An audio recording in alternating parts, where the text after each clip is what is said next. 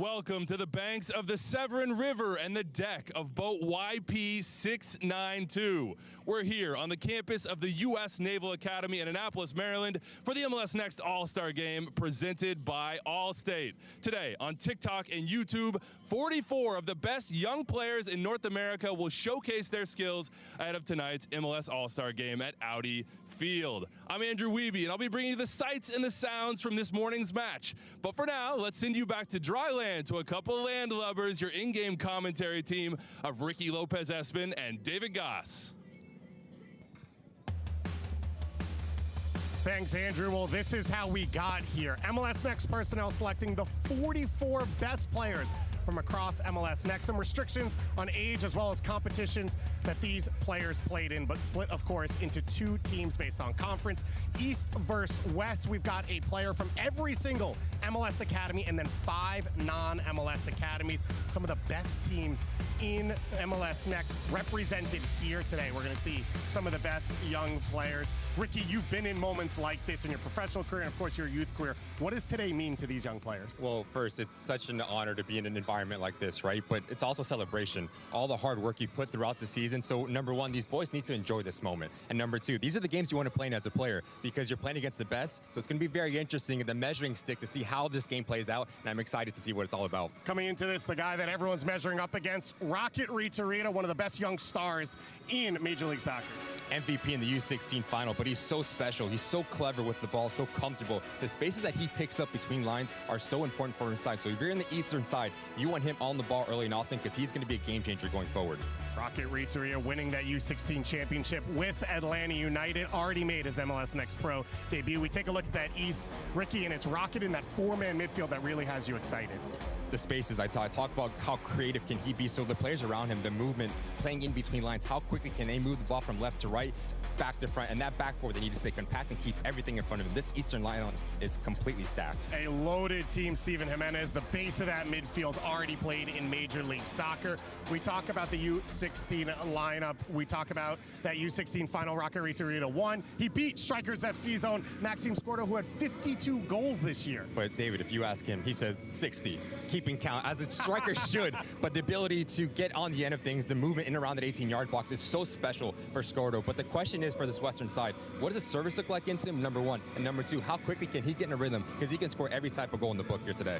Enough goals, 52 or 60. All of it hits pretty well. Let's take a look at the starting lineup for the West.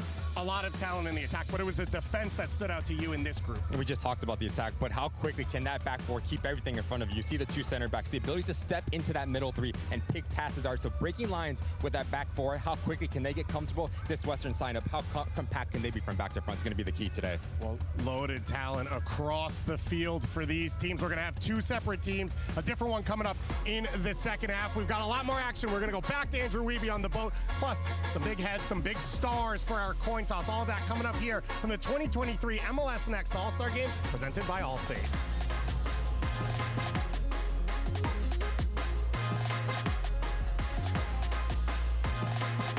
I know your worth. Young multi-millionaire. This is the district, the DMV, our house. When you're winning, man, you gotta know your worth. Know your worth. 2023 MLS All-Star, right here where it all begins. Not a wave, you a surf. Wave rattle. Trying to give, say this not a church. I'm a project baby, and I'm stupid rich, and I'm running plays. Pull up to the district. I know your worth.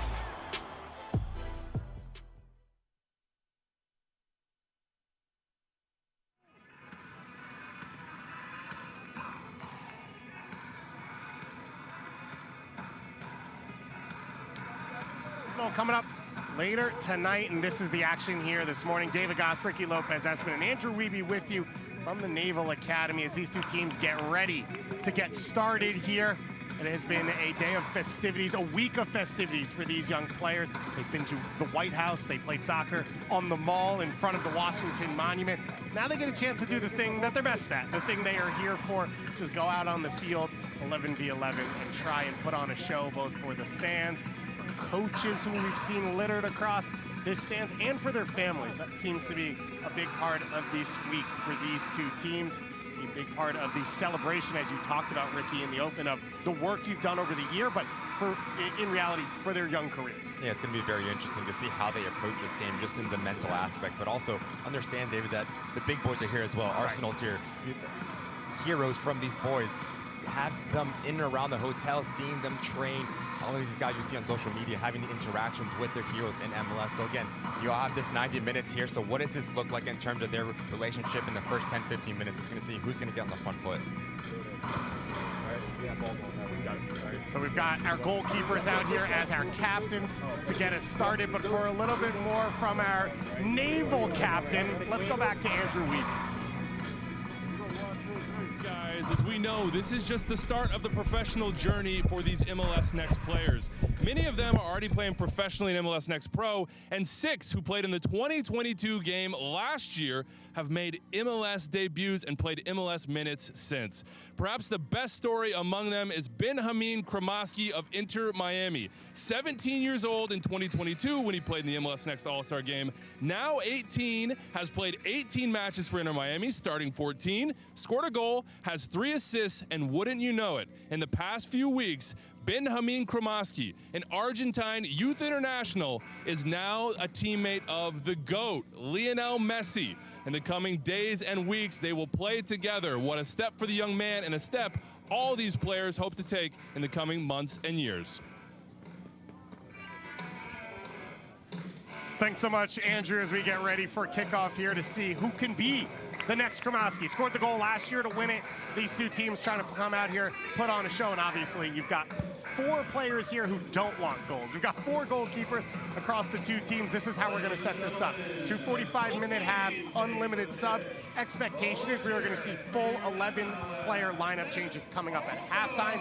If we are tied, we'd go straight to penalties, and that's the chance for this young man, Julian Eystone, as well as Charlie DeMarco, to maybe put on a show in goal and get their opportunity to be the stars. You see in front of you the Eastern Conference team in white. We've got the Western Conference team in blue. Harbor Miller representing the LA Galaxy. As we said, all 29 teams represented across Major League Soccer. So this is going to be an exciting game put on display. Ricky, you've talked about it a couple of times. How do you handle this? How do you handle the moment?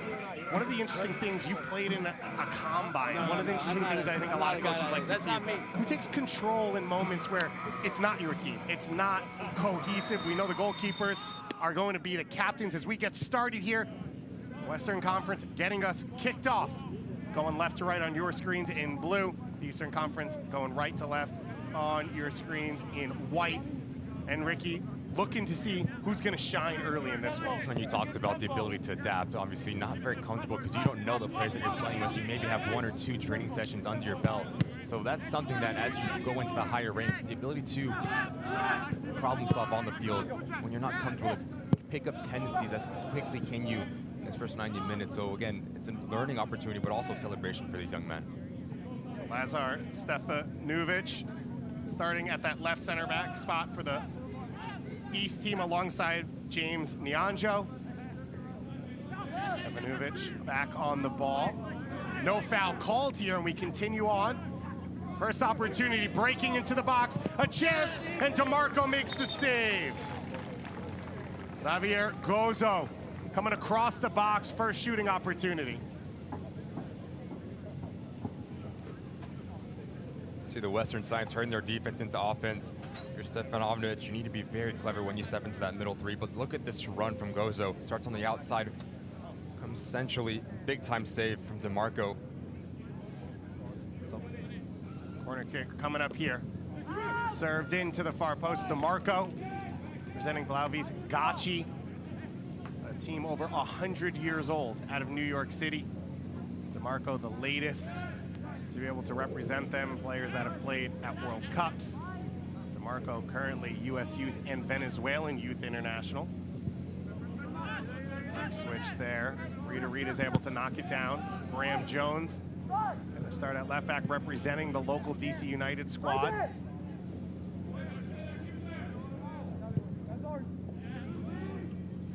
Gael de Montagny getting the start at right back. CF Montreal defender Steven Jimenez at the base of that midfield. Olger Escobar, Rocky Ritaria, and Ian Cole Maraca, the attacking mid. Michael Nessie and Adem Sipic, the two forwards for this Eastern Conference team to start. We saw Gozo already. He'll be on the left flank for the West alongside Scordo and Cage Romanshin. Ben Badwell and Andres Romo, the two attacking mids for this West team in front of Edwin Mendoza. And we talked about how strong this back four is from left to right. Sawyer Jura, Grant Lund, Shakir Nixon, and Harbor Miller. And all LA right side of that defense between LAFC and LA Galaxy. Julian Eystone and Charlie DeMarco, the two captains for this game. Annapolis, Maryland, our site here. MLS All-Star game coming up tonight from Audi Field, downtown DC. These players have been around that team all week. As this one sneaks through for Scordo. Now laid back. Romanshin coming across the box. Cross played into the far post and flicked on by Jones. Good header under pressure from Badwell. And Badwell, part of the contingent of Canadian youth internationals in these two teams. TFC Montreal and Vancouver, well represented. All of them teammates with the Canadian U17 national team. Miller throws it in. It's cross blocked by Rita. So heavy pressure from the West early on here. The inability to play out of this initial pressure from the seaside. Stefanovic and Nianjo, the two center backs, need to pick and choose their times, want to try to break lines, but also just want to play direct. You see this Western side, 11 players in their attacking phase, so as a center back, you have to be able to read that and play beyond that pressure, and that's a very difficult start for this Eastern side here. So it'll be Edwin Mendoza to serve it in. DeMarco chooses to punch it. Miller heads it back, and now it falls down. Jimenez trying to start the counterattack. Messi sprays it out wide. Chance to get forward here for DeMontini. Can't keep possession. And the West able to win it back, and they'll recycle the ball to the feet of Grant Lund, representing Real Colorado at that center back spot. Made it to the MLS Next Cup final with Real Colorado. Representatives from across most of our finalists. Harbor Miller now steps forward. Rocket Rita pulls him down. You got Harbor and Rocket next to each other. We got to say that as many times as possible. Those are just great names. This near side for both of these sides is going to be very interesting, this little challenge. Harbor Miller, we saw in MLS Next Cup, the ability to join the attack as he sees fit, and that's so important for an outside back because it just gives you an extra weapon to provide that width and puts a lot of pressure on the opposing outside back because they need to make a decision. Do I stay outside, do I stay compact? Miller put that ball in early. Gozo knocks it down. Gozo now 1v1. Stefanovic stands him up. That ball to the far post, no one there, and it will roll out. You mentioned Harbor Miller's attacking ability, 2 goals in MLS Next Cup to help the LA Galaxy win the U17 championship. He drew a penalty kick as well earlier in the tournament. He's not wearing 10 because he's a 10, even though he had 15 goals over the course of the season. This is, I believe, alphabetical on the numbers so that no one could fight over, the 10s and the 9s. Shakir Nixon with the header over to the side. Representing the LAFC Academy, Adrian Wabowo, his teammate, on the bench, and Eystone lets that one run out. Fortunately, it didn't run in to the goal. Some shaky moments for both center backs on the Eastern side. Now on the Western side, Nixon, you need to be very sure if you pick your head up, he needs to play into the feet of Eystone, and as a goalkeeper, you need to come near side to give him an angle, but give credit to Adam Sipic, a little baiting, and has that little stutter step, big mistake in the back. Corner kick served in, driven into the box. Eystone with a punch. Rita heads it back in. Still alive on the top of the 18. Miller hoofs it away. An opportunity for the West to break now.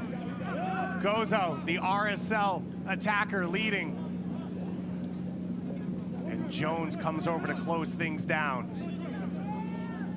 Graham Jones, one of 2 locals representing DC United in this All-Star game. Nacho Alem on the bench will be involved as this game goes along, as well as their head coach, Pat Okuma, the academy director for DC United, our Eastern Conference head coach, assisted by Kevin Kratz, head coach of the Atlanta United U16 Next Cup winning group. Good experience on that Eastern Conference side. Atlanta, one of the clubs with 2 players representing their squad here, as Sean Lanza on the bench right now. Big switch out to Gozo. It's been the central point of everything so far, but can't find Jura on the overlap. Nixon lets that one run. Sipic once again on the chase. Start to see the fluidity on the front line for this western side, excuse me. As Gordo stays high, that gives a lot of real estate for Gozo to come to the interior, but also peel out. So how compact can this back four be? Because there's a lot of movement for Anthony Wallace's boys, and it's been a bright start about 9 minutes in. So what do you do as a player when you'd be put in situations like this, whether you're trialing or playing pickup? What do you do early to try and find your feet amongst a group you don't know? I mean, it's soccer 101, just connect your first pass, and as you get the confidence, that's when you start to grow and start to express yourself, especially in that final third. But defensively, just pick and choose the passes. We talk about the middle for this eastern side, how stacked they are. You have Jimenez, Riderita, Escobar, Maraca. Those players need to get on the ball early and often, and they've been extremely quiet already 10 minutes in, and they're the driving force. We talked about the quality to pick passes, combination play, the spaces that we pick up, but give credit to Western Conference. They've been so compact, and their defensive structure stepping high. Using the St. Louis game model, Anthony Wallace, the head coach of the Western Conference team. St. Louis, of course, famous for their high pressing. Anthony Wallace coaching the U15 group. Assisted today by Willie Diaz, head coach of Strikers FC. Scordo's U16 group that made it to that MLS Next Cup final as the #1 seed, as Jones drives in the cross, and Maraca gets his first opportunity. First look at the game for the Eastern Conference. Just comes with the movement of first Jimenez, and Maraca joined the attack from a late trailing run in the center of the park. It's such a difficult run to mark up if your defensive unit doesn't get enough contact as you would like, but you start to see the confidence growing for this eastern side. Edwin Mendoza helping this team build out, and now an opportunity to get into the attack. Scordo back to Gozo. Knocked away by DeMontini, recovering.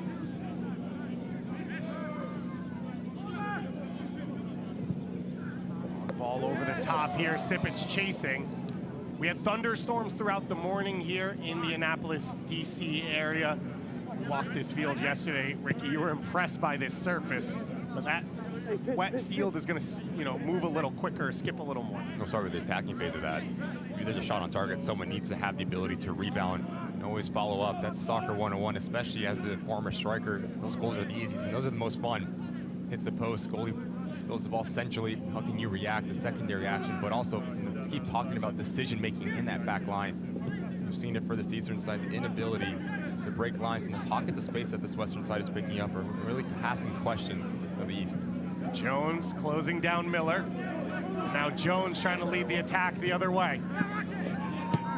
Just behind Riderita, and it's an opportunity for Arbor Miller. Early ball towards Scordo. Can't link up, and DeMontini. Another misconnection there as these two teams start to find their feet as a group. Second ever MLS Next All-Star game. Last year was a 2-1 win by the Eastern Conference up in Blaine, Minnesota. Slide tackle from Sawyer Jura. Into the feet of Badwell. Lund with the switch out to Miller. So much talent on display, as Andrew Wiebe mentioned in our pregame. A lot of these players on the verge, breaking through to the next rank. They are going to be the future stars, both in this league and in this region. Players playing for national teams across CONCACAF and across the world. We just saw Alejandro Grandos, who played in this game last year, play for Spain's U17s and now gets sold to Club Brugge for $2 million. That's how close these players are, and they know what that next step is now because of the pathway. Just motivation. We talk about the belief at such a young age. It's so important for these players to understand if I perform at this level, the next step, whether it's MLS Next Pro, whether it's MLS, whether it's overseas, it's doable. You have players that have played. We talked about Andrews, talking about Benjamin Kramaski, the ability to perform at this level. Now he's getting minutes and teammate of Lionel Messi. So it's right there, David. You mentioned it, and these players understand that. So the motivation factor and the belief is so high at the moment. Kramaski, Argentine youth international as well, because of his play in MLS Next with Weston and then moving to Inter Miami's academy, and that's part of the system that's been built. The umbrella's gotten larger with the creation of MLS Next. You've got players like Maxime Scordo and DeMarco here who could move into MLS academies because of their play in Next, or go to college, go to the next step wherever it may be. Another opportunity sort of opened up as Messi switches the field, representing the Chicago Fire Academy. Opportunity down the right side now. Escobar trying to come inside. Older Escobar immediately collides with Romo. Tackle starting to fly in. First chance for that East midfield to get on the ball at all. But Edwin Mendoza and Andres Romo going to bring the sledgehammer, and Gozo in the open field draws the foul against Nyonjo. James Nyonjo comes over and apologizes. You don't want to make any enemies in an all-star game. Been very impressed with Mendoza.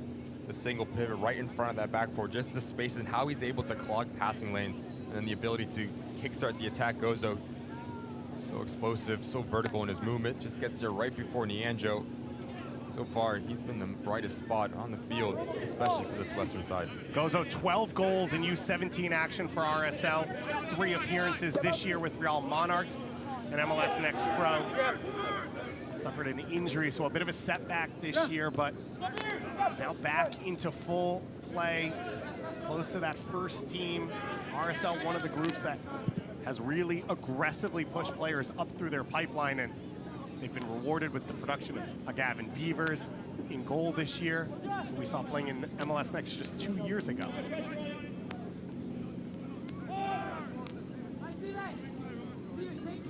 Escobar over to Jimenez. Miller with the interception of Jimenez's pass. It's a great ball. Manchin starts the attack now. Gozo once again.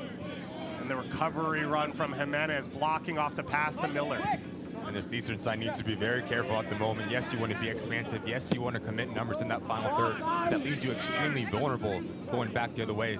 So we talk about Stefanovic and Nyonjo, the 2 center backs. They always have to have that balance and +1, especially in transition moments. Badwell out wide once again to Gozo. Space here for Romanchin. Back to Gozo. The shot deflected and saved by DeMarco. Xavier Gozo continues to be the straw that stirs this drink right now, early on in this All-Star game. It all comes to fluidity. As this ball comes century, top of your screen, Gozo, he stays off the shoulder of De Montagny, and as he continues his run, it's a combination play. Wants to get a bit of a cleaner strike. If he picks out a corner, it's probably 1-0 to the East, but give credit to Stefanovic. Comes across, last-ditch defending effort. Gozo up to Scordo, and Scordo shot saved by DeMarco. First chance of the game for the Golden Boot winner at the U16 level, Maxime Scordo.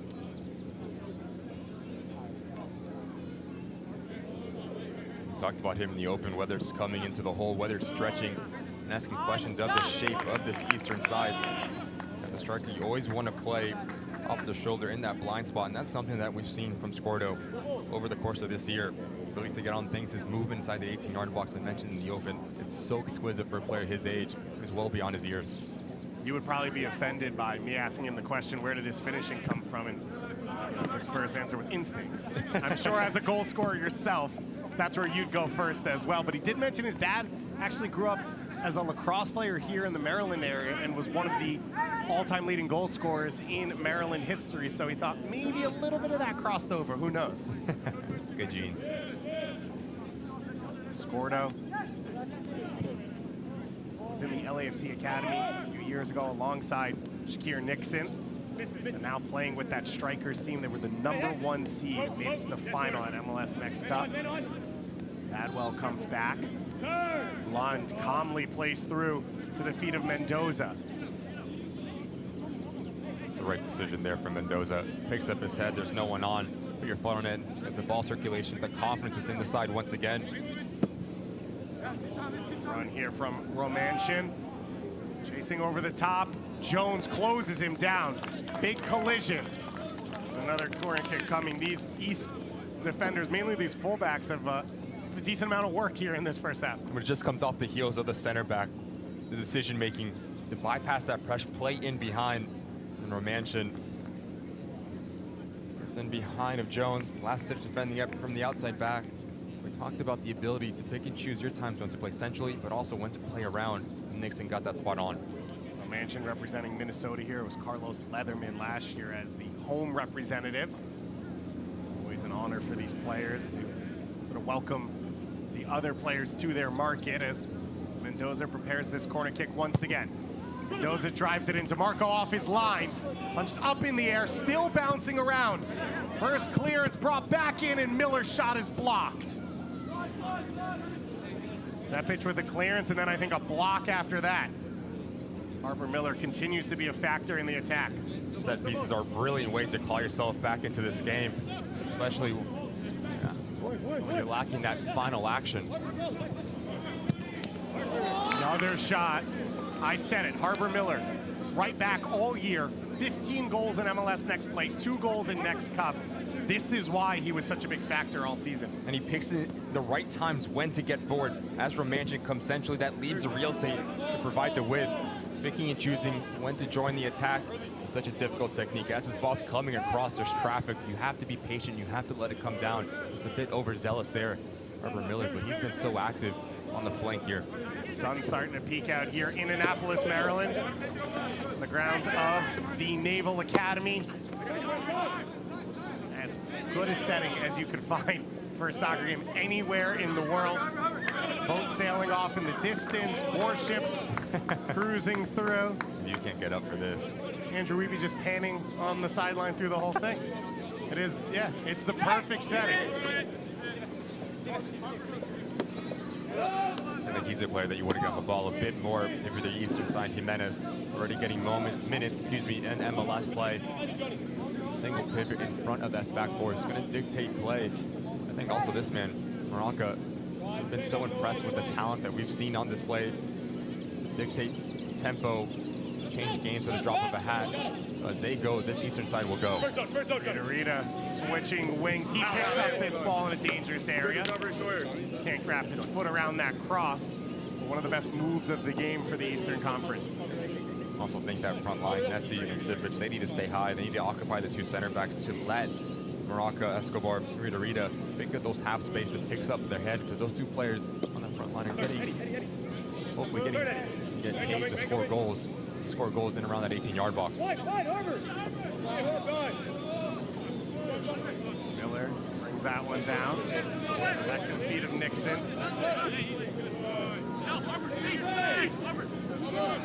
Space for Miller to attack into. Back inside for Badwell.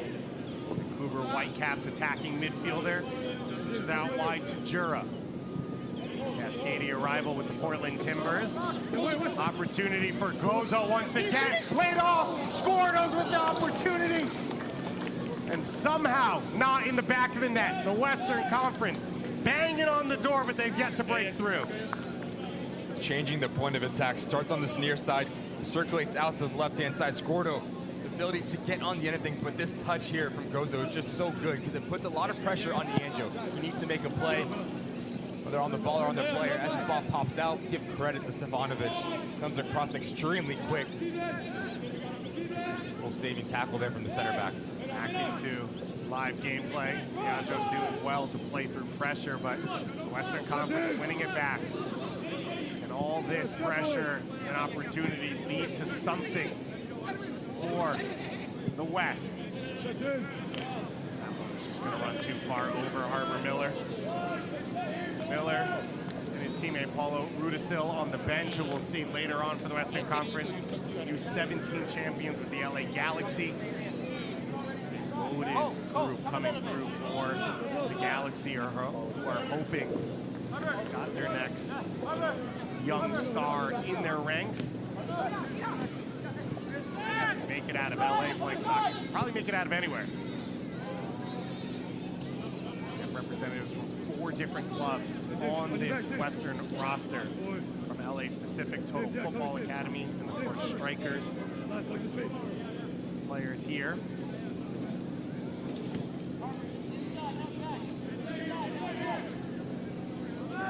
Gozo not able to link up there.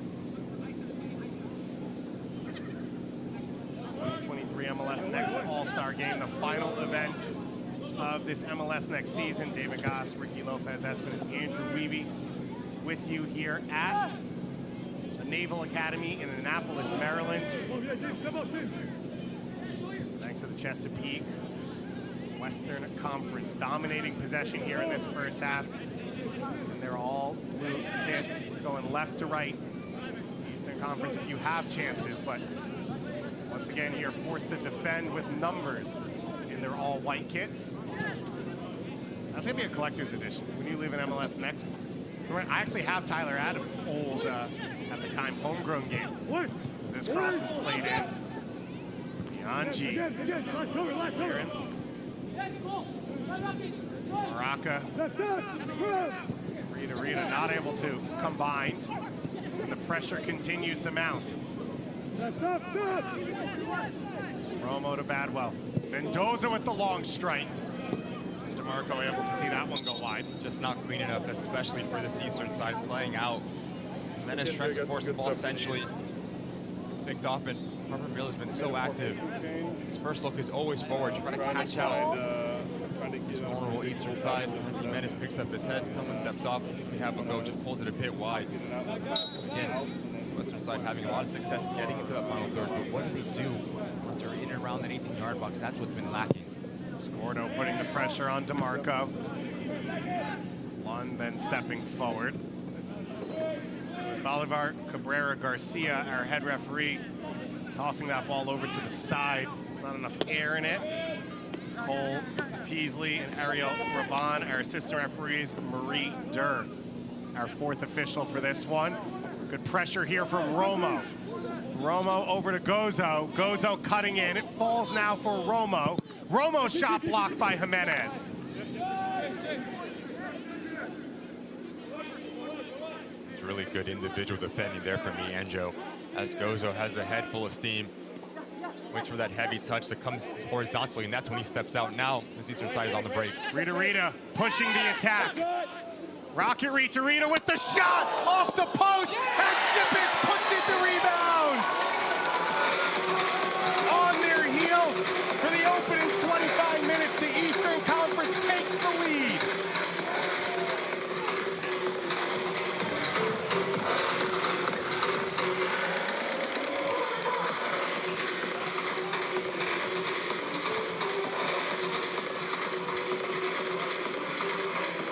We've talked about transition moments, David. The ability to turn your defensive efforts into attacking opportunities for this eastern side. We also mentioned Rita. He needs to get going. He needs to get the ball in these half spaces. It puts a lot of pressure on this back line for this Western Conference. As no one steps up, let me have a go. Doesn't need a second invitation to pull the trigger. We talked about, as a striker, having the ability to have that secondary action, the rebound. As Sipic understands, if I stay centrally, this ball's going to pop off. What a classy finish from the big man. Eastern Conference against to run a play to get on the board. You talked about following shots on this surface with the rain that we've seen. The first homegrown in Nashville SC history. He's already scored in MLS Next Pro. 16 goals in the youth ranks this year. Adem Sipic hits the back of the net. It's going to be a great memory for him and a big moment for Pat Okumu's squad. A little bit more on Patrick Okumu's group here with the Eastern Conference. Let's go down to Andrew Wiebe. Thank you, Dave. Before that goal, tough times for the East, and they made a formation change early in that first half. Patrick Okuma, the DC Academy coach, as well as the head coach of the East, told me they went from the diamond midfield to a 4-3-3. The East was under a ton of pressure, having difficulty playing out of the back, not finding the outlet passes they needed to get into open space and switch the point of attack. But things can change very, very quickly here. So take a look at what the East is doing. You'll see them in that 4-3-3 formation, try to get outside that pressure, be a little less predictable, and switch the point of attack against the West. Thank you, Andrew. Ricky, I mean, it's worked. Take away the goal. That already was the best sustained final third pressure we've seen from the East in this game. But as you switch into a 4-3-3, Nessie comes out to his left-hand side. Sipic stays as a spearheaded attack, and then you have Moraka as the far winger, but that gives real estate for Rita to pick up those pockets of space. That's what we talk about. He's so good at picking and choosing the times when to pass, when to draw in attention, and the timing for the center midfielders makes him so special and so clever in and around that 18-yard box, and we saw it on display there. Sometimes as an announcer, you don't want to be lazy. His name's Rocket. He hits rockets, but bangs one off the post from distance. We've seen him all year. Spent the bulk of the season in MLS Next playing up an age group with the U17s. Came to MLS Next Cup with his age-eligible side U16s. And helped lead them to that championship. Good layoff here from Escobar. Demontini into the box. Rocket Rita, his shot is blocked. And Miller able to slide it away up to the feet of Romo.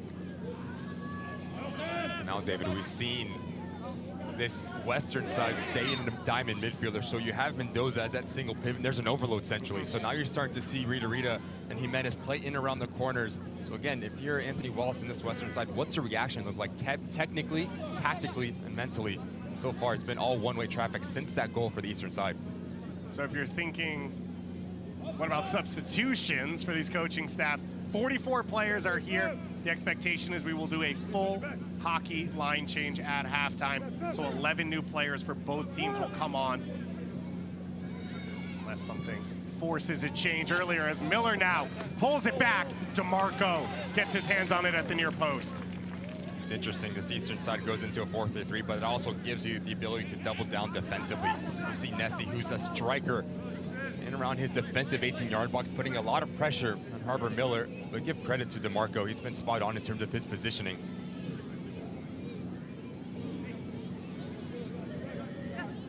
Nessie out of the Chicago Fire Academy, committed to Indiana University.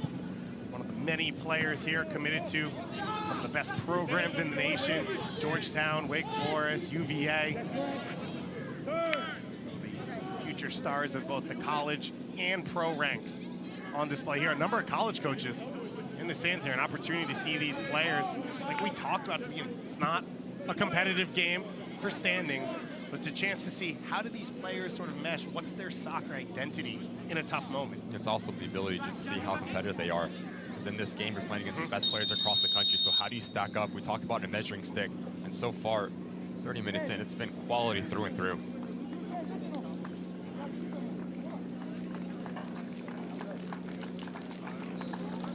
Looks like we've got a nosebleed here for Nessie, so the trainers are going to come over and try and help him out. Michael Nessie, his younger brother in the Chicago Fire Academy, one of the many brother pairings. We've got Gael Demontini in this game. His twin brother plays on that CF Montreal team, one of two sets of twins. We've had games we've seen where all four of them are on the field at the same time playing left to right. So a very special opportunity for them. Of course, this is a special event for all of these players involved. We're going to use this as our hydration break here in this first half. And while we do that, we've got an opportunity to go down to three legends. Andrew Wiebe alongside Taylor Twellman, and the big one, of course, Eddie Pope. MLS Next honorary teammates, Taylor Twellman, Eddie Pope, two legends in Major League Soccer, 44 kids. Well, come on, Taylor. Okay, fine. Eddie's a legend. Taylor's here with us. It's all good. But 44 kids that would love to follow in your footsteps. Maybe legend status one day, but pros. Taylor, what does MLS Next mean on the pathway to get them there? Well, look at Kramaski from Inter Miami. Last year he was in this game on my team, which, by the way, Eddie, we lost. And yesterday he just trained with Sergio Busquets and Lionel Messi, and he's a huge integral part of Tato Martino's team. I think the pathway, unlike anything Eddie and I experienced, is exponentially greater, quicker, and so the players now know it. You can see an energy and an edge to this because you never know who's watching, who's on Apple TV watching this. There's just real eyeballs on this level that never were there, Andrew, when we were playing. Talked to a few U.S. soccer scouts in the stands, so eyeballs are here, big-time people evaluating these players. Eddie, you went through the traditional pathway in your day, playing down the road at UVA, into MLS, into the national team. UNC. Excuse me. Yeah, my bad. It all runs together in the ACC for us Big 12 guys. What does this mean to the kids? What kind of opportunity they have to elevate their careers now? Yeah, obviously, as Taylor said, I mean, this is a great opportunity for these kids. And, what we said to them yesterday was hopefully, don't let the highs get too high, the lows get too low. They got to understand everybody's journey is different. Maybe today's not your day, but there are a million different ways that you can make it. Maybe you go through college, maybe you go through MLS Next, who knows? But, yeah, this is a great opportunity for the kids. All right, All-Star game coming up tonight. These kids, I'm sure, will be there, have a great time. What do you expect to see tonight at Audi Field, Taylor? I just think another example of where this league is. The amount of talent to see Acosta, Mukhtar, Carlos Hill on the field at the same time. Arsenal's chomping at the bit to try to overtake Manchester City, but you're going to see just a global spectacle for the first time ever. 10-year partnership with Apple TV. Finally, a lot of people get to see the All-Star game, not just Andrew Wiebe in Kansas City. All right, what do you think? I was just going to say, like always, we have to win, man. We have to win, so it's going to be. By the way, Eddie shows up and his team scores a goal, and now he's going to claim that the East is like everything he did. Oh, I've got to apologize to Eddie once we get off here. University of North Carolina's own and a legend, Eddie Pope, as well as Taylor Twellman. Back to you guys in the booth. I've never heard anything more KU than Andrew Wiebe confusing UNC and UVA, but that's the University of Kansas Journalism School for you. That's sort of the facts you get. Awesome to hear them talk. Ricky, Taylor talking about it, you experienced it. Your pathway was different than theirs. Younger, you went to Shattuck St. Mary, you're able to play in the DA. Now MLS Next, you've lived around it all year. We were at GA Cup, MLS Next Cup, MLS Next Flex, and then, of course, the season finale. What do you make of what this pathway is like now and what this experience is for these young players as we restart this first half? Well, just like Taylor said, because these players understand that there is a platform to jump and to get to the highest levels. We keep beating on the same message, but Kramaski coming into this game, not having a single MLS minute now, talk about him playing with the greatest player of all time and having meaningful minutes and being a really big part of that team centrally. So these players understand that if I perform, watch out here. Jimenez making the run past Sipic and the tackle from Nixon. Shakir Nixon then closing down Jimenez, showing off his ability as a center back. Closed down by the East and able to play out of it beautifully.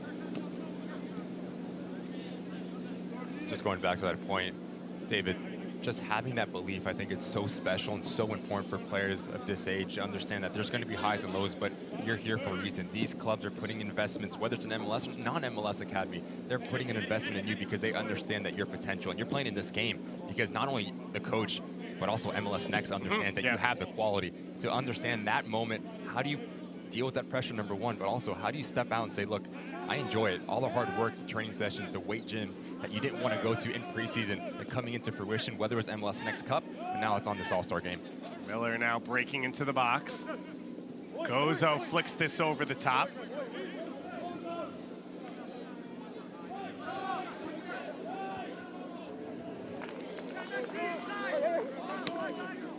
So Nessie now wearing the plain white jersey with the blood on the other one. Rita found some space here as this half's worn along. Nixon, the clean tackle in the box, and we continue on. This game completely changed when this Eastern side has gone into a 4-3-3, just with Rita picking up those spaces in between lines. So if you're Mendoza, Lund, or Nixon, the three players at the base of the defensive unit for the West, there needs to be a bit more communication, whether it's Mendoza dropping in or Lund and Nixon stepping high. But give credit to Nixon in that instance. Individual defending as he goes in with the right foot, the right challenge at the right time. Denies Rita a goal opportunity. So we talk about what hope can do, belief in this new system. Steven Jimenez getting the start at the base of this midfield. 16 years old, has already made his debut, the 5th youngest player make his debut in MLS history as Gozo's shot goes over the crossbar.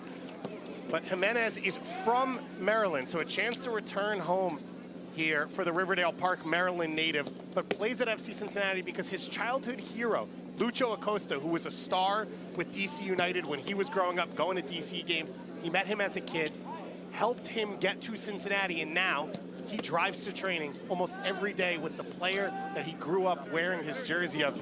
That's what we talk about when we talk about how close this is. The two of them met up yesterday at MLS All-Star First Team training at the mall in downtown Washington, D.C., in front of the Washington Monument. And as you said, a moment like that tells a player, this is how close you are. You are close with the MVP favorite and a guy that you idolized growing up. You are right there in those pro ranks. And you're training with them every single day, so you understand what the progress is and the process is day in and day out, whether it's in the gym, whether it's in the locker room, whether it's just taking care of your body. And that's something so important for these young men to understand, that the game, yes, it's 90 minutes when you walk across these white lines, but what do you do off the white lines? That's taking care of your body, having the right hydration, the right nutrition. Watch out.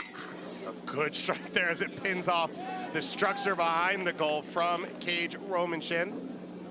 Been really impressed with the wide areas for this Western Conference, whether it's Miller, Romanchin, Jira, and Gozo on that far side. As one comes interior, the other one provides it with, always giving different planes. That's making a lot of questions to be asked of Jones and to Montagny on that far side of the eastern back line. And one of the big things when we talked to a lot of these players yesterday and the day before, when you asked them, you know, about entering the pro ranks, they all had a list of first-team players who have helped them. Talked to Tyler Hall, who's going to come on at a halftime, captain the USU 17s, as this one breaks through here.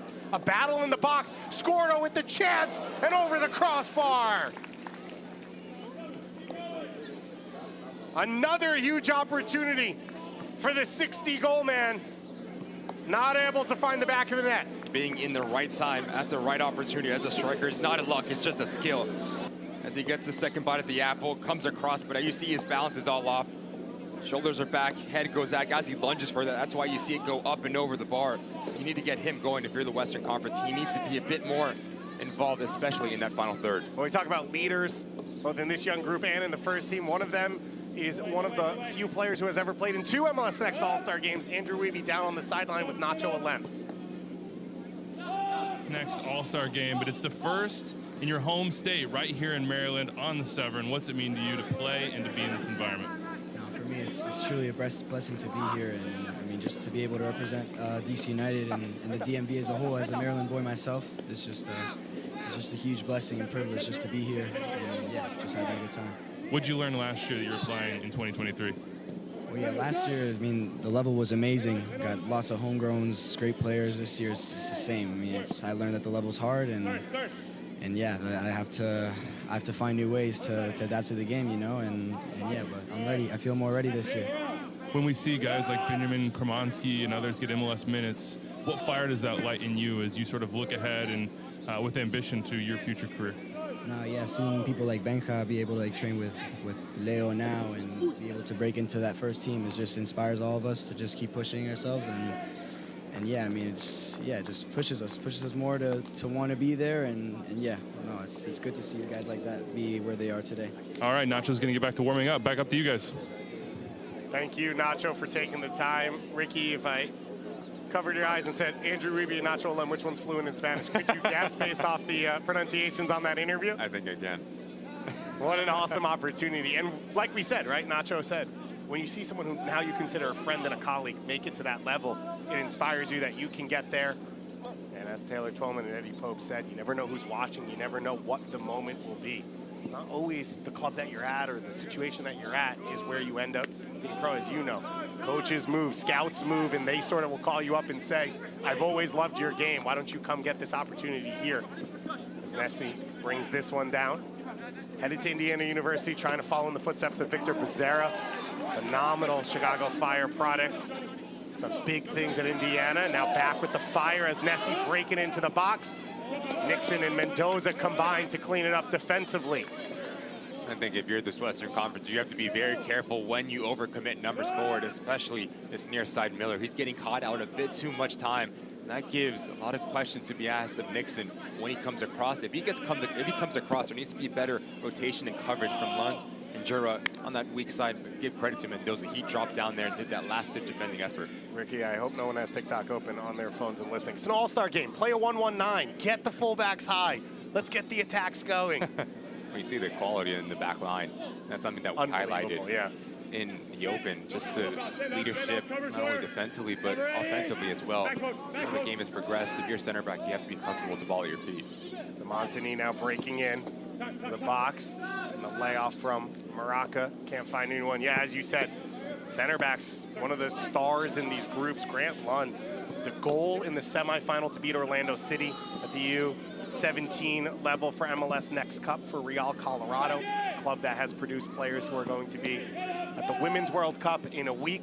Ethan Horvath as well on the men's side. And Lund feels like the next in that. A massive figure at center back, but clean on the ball. And I think you talked about it at MLS Next Cup, a true leader at the back. And that's something we talked about, the progression of not only the quality, but also watch out, the great ball. Messi here, Nixon closing down the shot, saved by Eyestone, and he's able to get out and smother the rebound. That's exactly what I'm talking about, David. As Harper Miller gets caught high, that puts a lot of pressure on the positioning of Nixon. He's a center back. He has no business being on the side of the 18-yard box, but as he understands, I need to close out into space, does very well and forces Nessie to make near post shot, and Eyestone was there in terms of his positioning, spot on from the goalkeeper. Lund headed to the University of Denver after his youth career finishes. That has been a soccer powerhouse in the college game under Jamie Franks.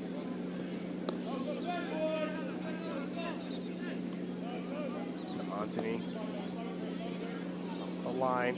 Demontini coming off U17 World Cup qualification run with Canada. Started all 5 games down in Guatemala. Now Demontini trying to help stretch the lead for his team. Escobar was the captain of that Guatemalan team. His shot deflected. Roger Escobar, part of what is just a brand new reality for the New England Revolution Academy. Back-to-back U19 champions. They have put together one of the strongest academies in MLS Next now. With some recruits from all across the country, of course from the New England area.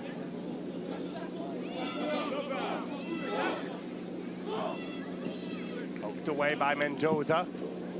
Ball over the top. Gozo can chase this one. Gozo battling. Nianjo got a touch to it. Gozo comes away with it. Xavier Gozo now showing off his footwork. That one a little too far for Romanchin. He'll run it down. Roma thought he had the run from Badwell. Jimenez closes it off. Steven Jimenez back in the DMV area. Opportunity to play in front of his friends and family. Said he'd have over 15 family members here at this game. Got some pupusas this week and now out there on the field.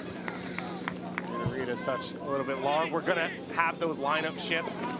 Who so far in the first half has really stood out to you? Who do you walk away from, you know, when you go later tonight to an All-Star game and people ask, who should I know? I think we'll start with this Western side. Number one, it has to be Nixon, the center back. He's been so good at just covering ground and timely challenges, but also you go a line higher. And Gozo, he's been so active, so explosive, so direct in his movement, putting a lot of pressure on this back line of this Eastern Conference. I think this man on the ball, trying to grow as his first half progressed. Him and Rita have been one of the brightest spots going forward. Headed away by Nixon. A minimum of 3 minutes of stoppage time. Put on by Balvier Cabrera Garcia, our head referee. Stefanovic striding forward. The TFC defender starts the attack. Jones curls this one in. Nixon heads it away. Shakir Nixon, as you said, standing up defensively. Knocked away from Jones. Nessie's cross will fall for the 6'6" Julian Eyestone. He is coming this way from Dallas in about a month to start his college career with Duke. Part of what has now become a long line of really good FC Dallas goalkeeping prospects. Interception there by Escobar, and now Sipic looking for his second. Sipic, and he's by Eyestone.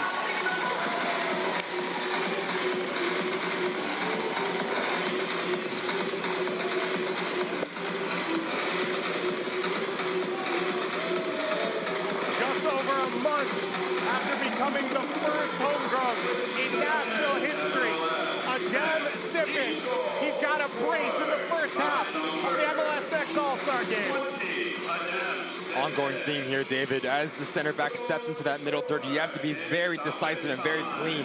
Look at this ball from Jimenez. Asipic understands if I just come into the interior off the shoulder of Miller, there's going to be a lot of real estate. This first touch is so good. Away from the defender, opens up his hips. Cool as you would like.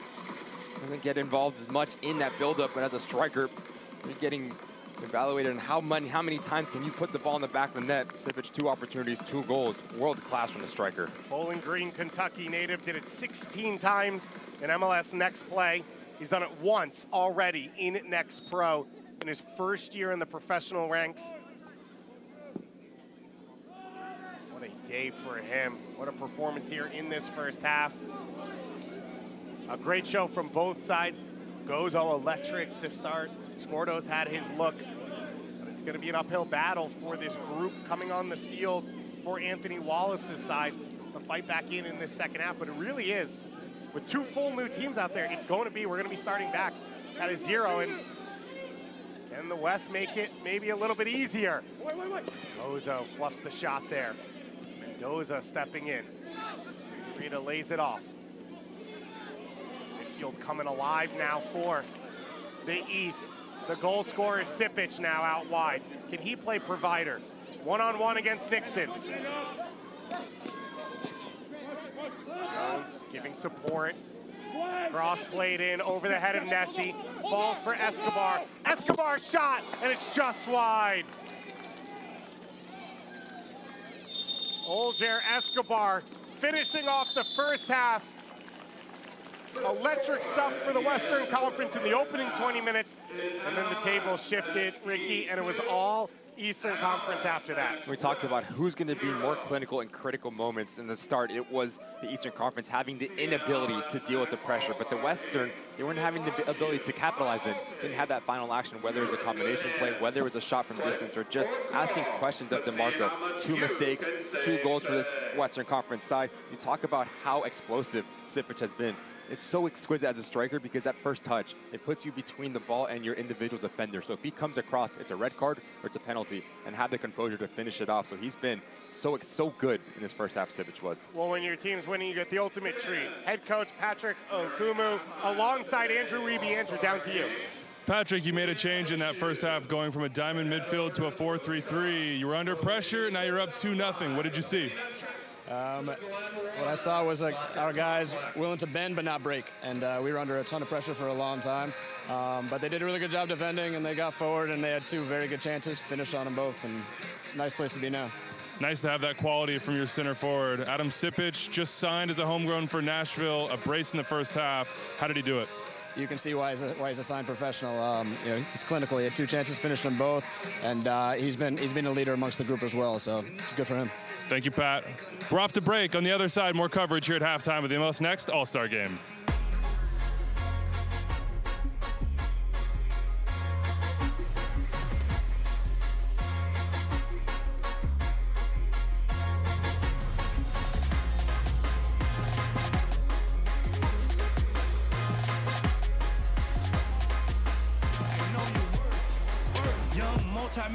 This is the district, the DMV, our house.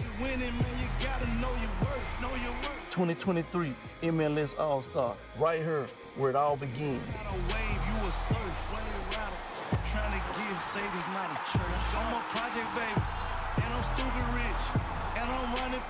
Come up to the district. I know your worth.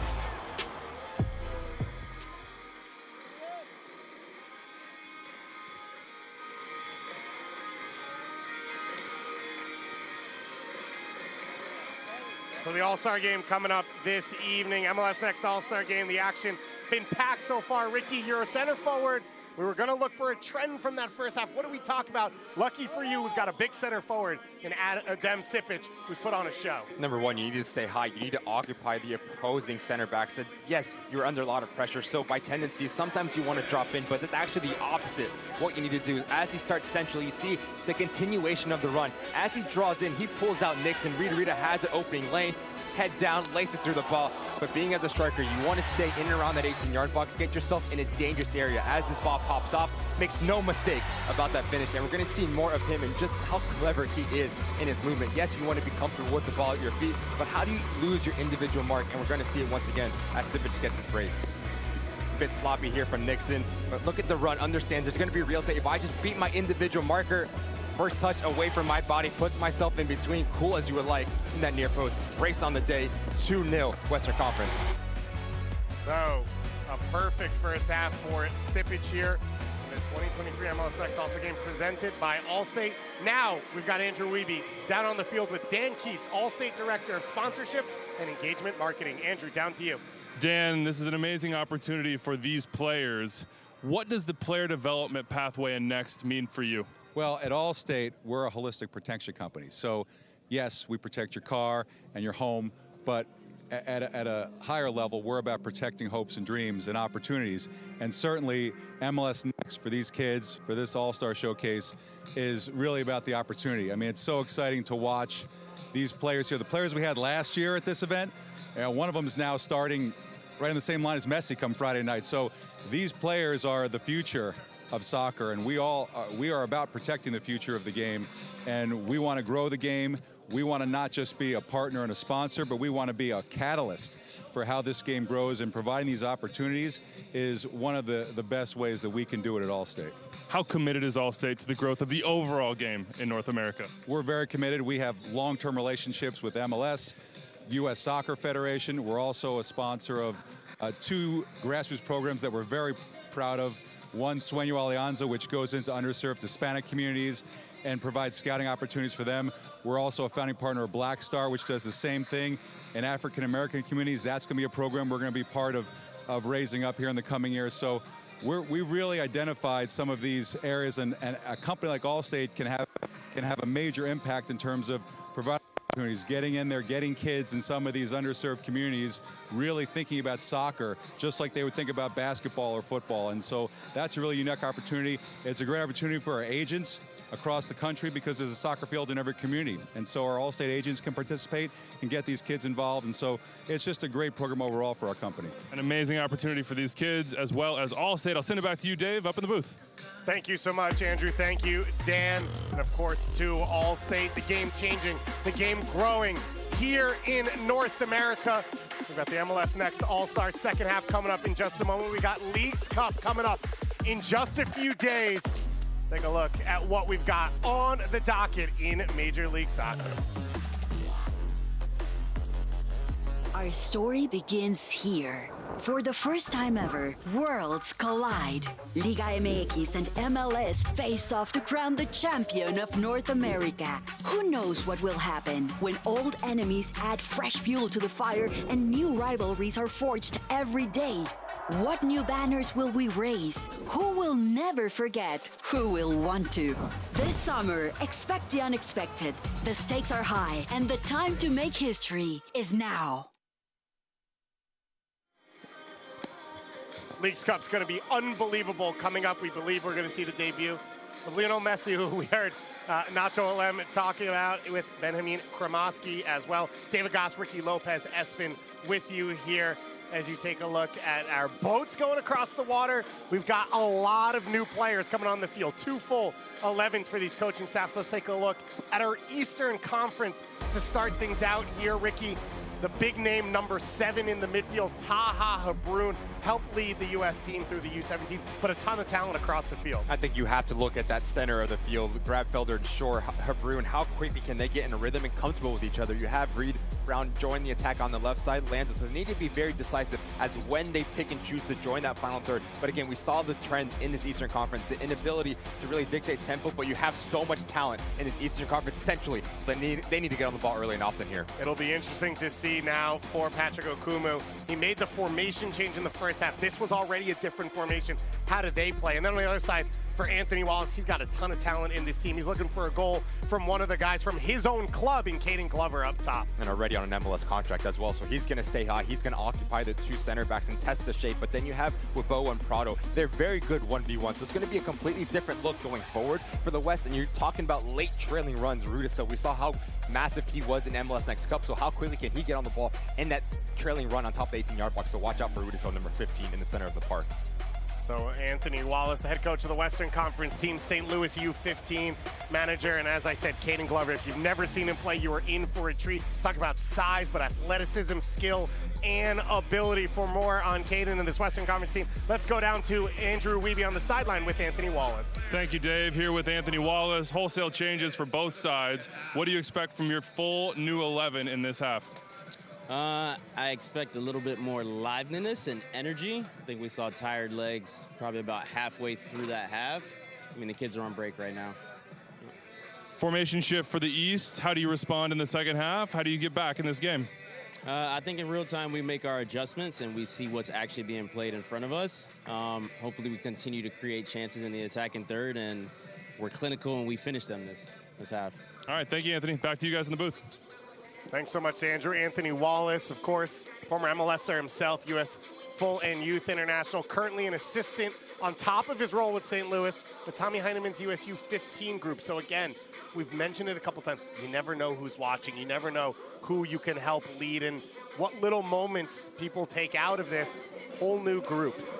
Who steps up as leaders here? Who are you sort of looking at and saying, who maybe watched that first half and said, this is what I can bring? It's also a learning curve because most of these players understand that I'm not comfortable with this lineup, and also coming into second half, most of these players, you look at their lineup at their regular club, their starters, 90 minutes, right? So 45 minutes, how quickly can you make an impact, and how quickly can you impose your identity on the opposition? It's going to be really interesting. It's going to be very telling, not only the talent, but also the mental side of the game.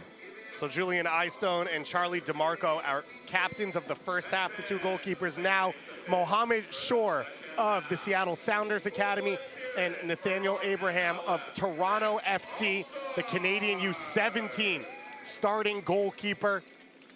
They will help lead their teams out for this second half. Trying to build from the back. Tyler Hall, the middle of what we expect to be a back three for this Eastern Conference team, flanked by two great center backs, Ndavi Alexandre and Neil Pierre. Tahir Reed Brown, the left wing back, Sean Lanza, the right wing back. You already mentioned that midfield three of Habrun, Grabfelder, and Shore. Grabfelder, an MLS Next Cup finalist with FC Delco, and then Nacho Alem and Ryder Mills leading the line. The Eastern Conference, and they're all white kits going left to right on your screen. The Western Conference, and they're all blue kits going right to left as we get kicked off for the second half here. The MLS Next 2023 All-Star Game, presented by Allstate here on TikTok. David Goss, Ricky Lopez, Espen, and Andrew Wiebe. We don't get halftime subs, so we're gonna stick with you here for this second half. For this East Shore leading from the back, center back pairing, straight out of Texas, Tate Lampman of the Houston Dynamo and Luke Schreiner of FC Dallas, Natty Clark at right back, Oscar Verhoeven at left back, midfield three of Irvin Torres and Jude Wellings alongside Paulo Rudisell. We talked about his success in the U17 run for the LA Galaxy. And that attacking front three from left to right of Moises Prado, Total Football Academy, Caden Glover, and Adrian Wibowo from LAFC.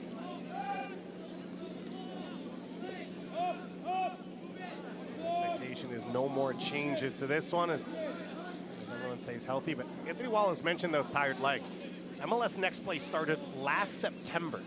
MLS Next Cup finished in July, and then these players, a lot of them training or playing in MLS Next Pro. So it's been a long year, but you mentioned in the first half, how do you treat your body? How do you handle things? That's part of the process of learning how to be a professional. Well, we've seen now at the MLS ranks the ability to overturn whether it's tired legs in so many games, such as a congested schedule. You have Open Cup, you have Leagues Cup now, you have MLS play. So you have to be able to spin around, have 3 days of a rest, play 3 games in a week. We've started to see it at a higher level. So again, big test for these young men. See Caden Glover there. He was the first player ever born in the year 2007 to debut in a Major League Soccer game earlier this year. If you feel old, you are. And if you don't, then you're young. And that's the beauty of watching this game on TikTok. We've got our first restart of this second half. Kick served in. Headed away at the far post. A dangerous service there from Irvin Torres.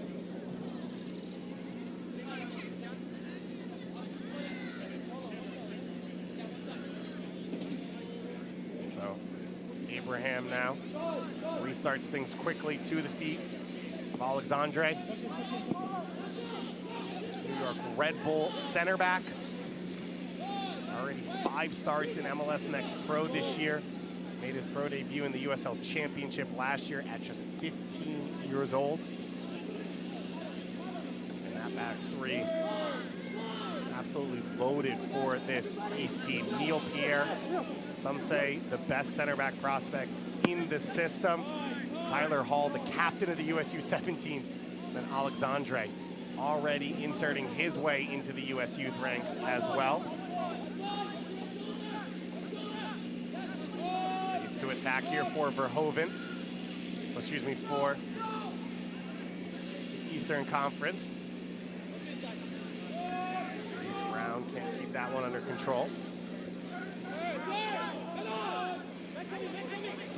Opportunity to press here for the East. Beautifully done from Verhoeven to play out of it. Now the through ball. The run from Rudisill. Rudisill in on goal. He pokes it and saved by Abraham. Rudisill, still energy in this attack. Back to the feet of Verhoeven. Ball driven in. Headed away by Alexandre. Clark coming forward. His cross hits off a defender. And the local Olem trying to lead the attack the other way. Tripped up, but he plays through it. Lampman reading the play there. Switch out wide now for Lanza. Brun on the ball. Taha Brun, MVP, U17 age at the Generation Adidas Cup earlier this year, a tournament featuring MLS academies and international clubs.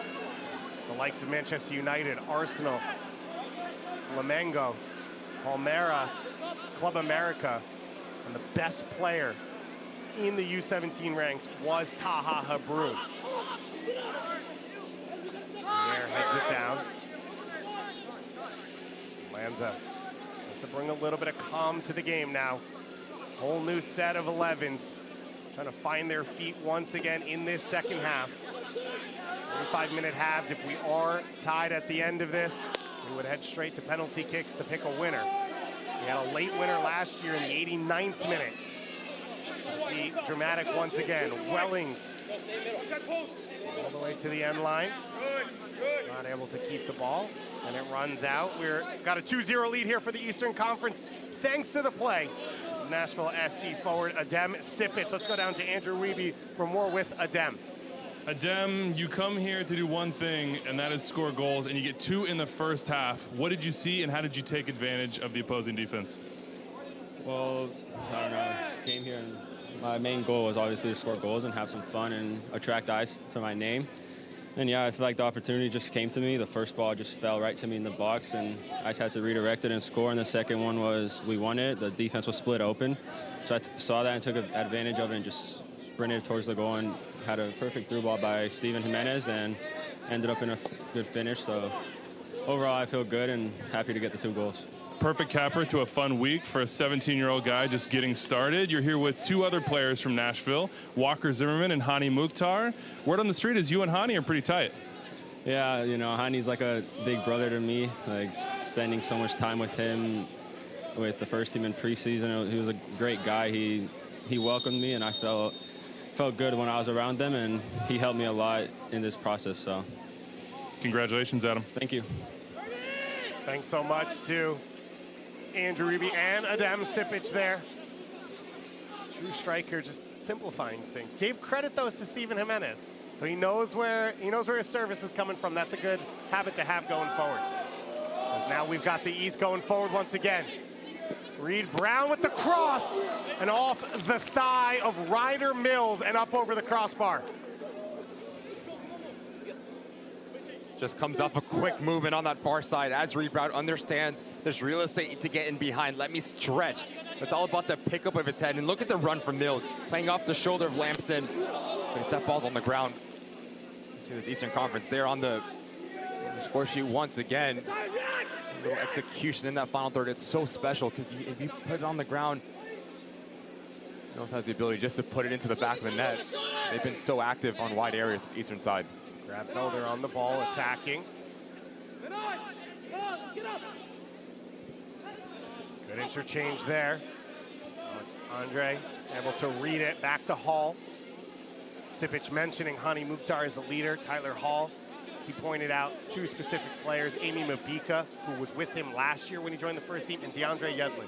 We have heard that from every young player at Inter Miami, from Drake Callender down to the academy kids. DeAndre Yedlin, always a guiding hand for these young pieces coming into the first team. He was a homegrown himself coming out of the Sounders Academy after a year at Akron.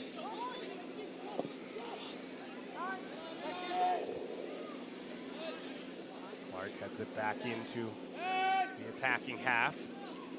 Lobowo back to pick up the ball.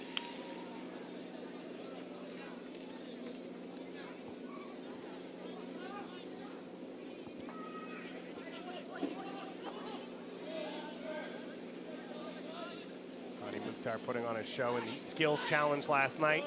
Goalie wars as well. Some former MLS Next players showing off now in MLS Next Pro. In that one, incredible finish there. So some personality for some goalkeepers. You love to see players express themselves. It's in moments like this throughout the week, what it's all about. It's been fun to talk to these young players over the course of just the 3 days. And day one, oh, we don't know each other. Day two, joking around. Day three, they come here and everyone's got inside jokes, and these players are going to have these connections for the rest of their lives. Brings the pieces together a little bit more across the MLS and U.S. soccer and Canadian landscapes. It's Mills into the feet of Alem. Alem out wide. Tahir Reed Brown. Orlando City B defender. Helped guide Orlando City to the semifinals at the U17 ranks at MLS Next Cup. Pierre, part of the championship GA Cup team at the U17 ranks for the Philadelphia Union. I'm there, or excuse me, Mills, his foot up near the head of Tate Lampman. The whistle blowing in favor of the Western Conference. Just seem a bit more composed and patient at the moment. This Eastern side up 2-0. Need to put the foot on the pedal, baiting this Western Conference to step out. And when they step out, great ball. Rudisill with the ball through. Opportunity saved. Glover now with the strike, and it goes just wide.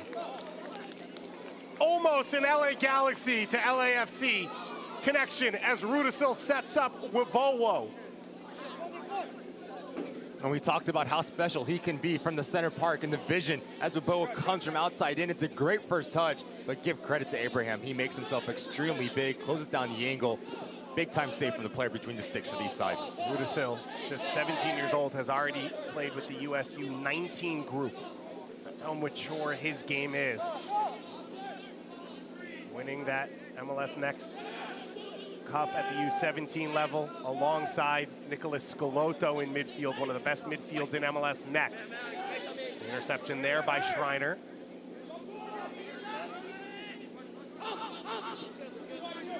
Opportunity to turn. Now Prado on the attack. He gets by Pierre. Pierre trying to recover. Prado to his right foot for Lobowo. Lobowo now, and the slide tackle. Lobowo wins it back. Over to Prado. Prado looking for space. And eventually it's poked off a defender and out for a corner kick. And to be a bit more clean around that 18-yard box from this west side, too many times taking extra touches. And as you do that, that gives time and space for this eastern side just to get into their defensive unit and structure. And a wall between them and their goal. Alexandre makes your perfect tackle as Wabo puts him on skates, recovers extremely well. Last-ditch defending effort, needs to get it right. Top-class defending. Doesn't often work out for defenders. The full layout and extension inside the box. Alexandre able to make that tackle. How can the West take advantage of this restart? Ball served in. Knocked away at the near post by Grabfelder.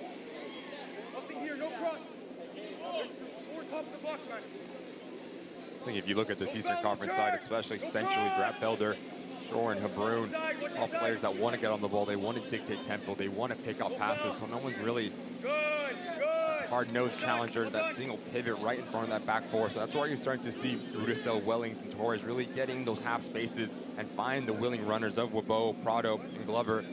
So again, this game is going to open up as the second half progresses, and who's going to be more clinical sitting around an 18-yard box is going to be the player that takes all 3 points here. Prado showing off his quality. Got inside Pierre there on that run. Total Football Academy over the last 25, 30 years has been one of the elite academies in North America. Verhoeven. The San Jose Earthquakes in Northern California. A lot of California talent in this group. As always expected. 4 hotspots across the U.S., Texas, California, New York City, and the DMV, but now with 29 MLS clubs and MLS Next even bigger than that. We have an opportunity for talent across the U.S. and Canada to show what they've done. Maybe Florida will get there, maybe eventually. We've spent basically 45 minutes talking about Kremaski, who's from Miami, so you're welcome. That one's just for Ricky.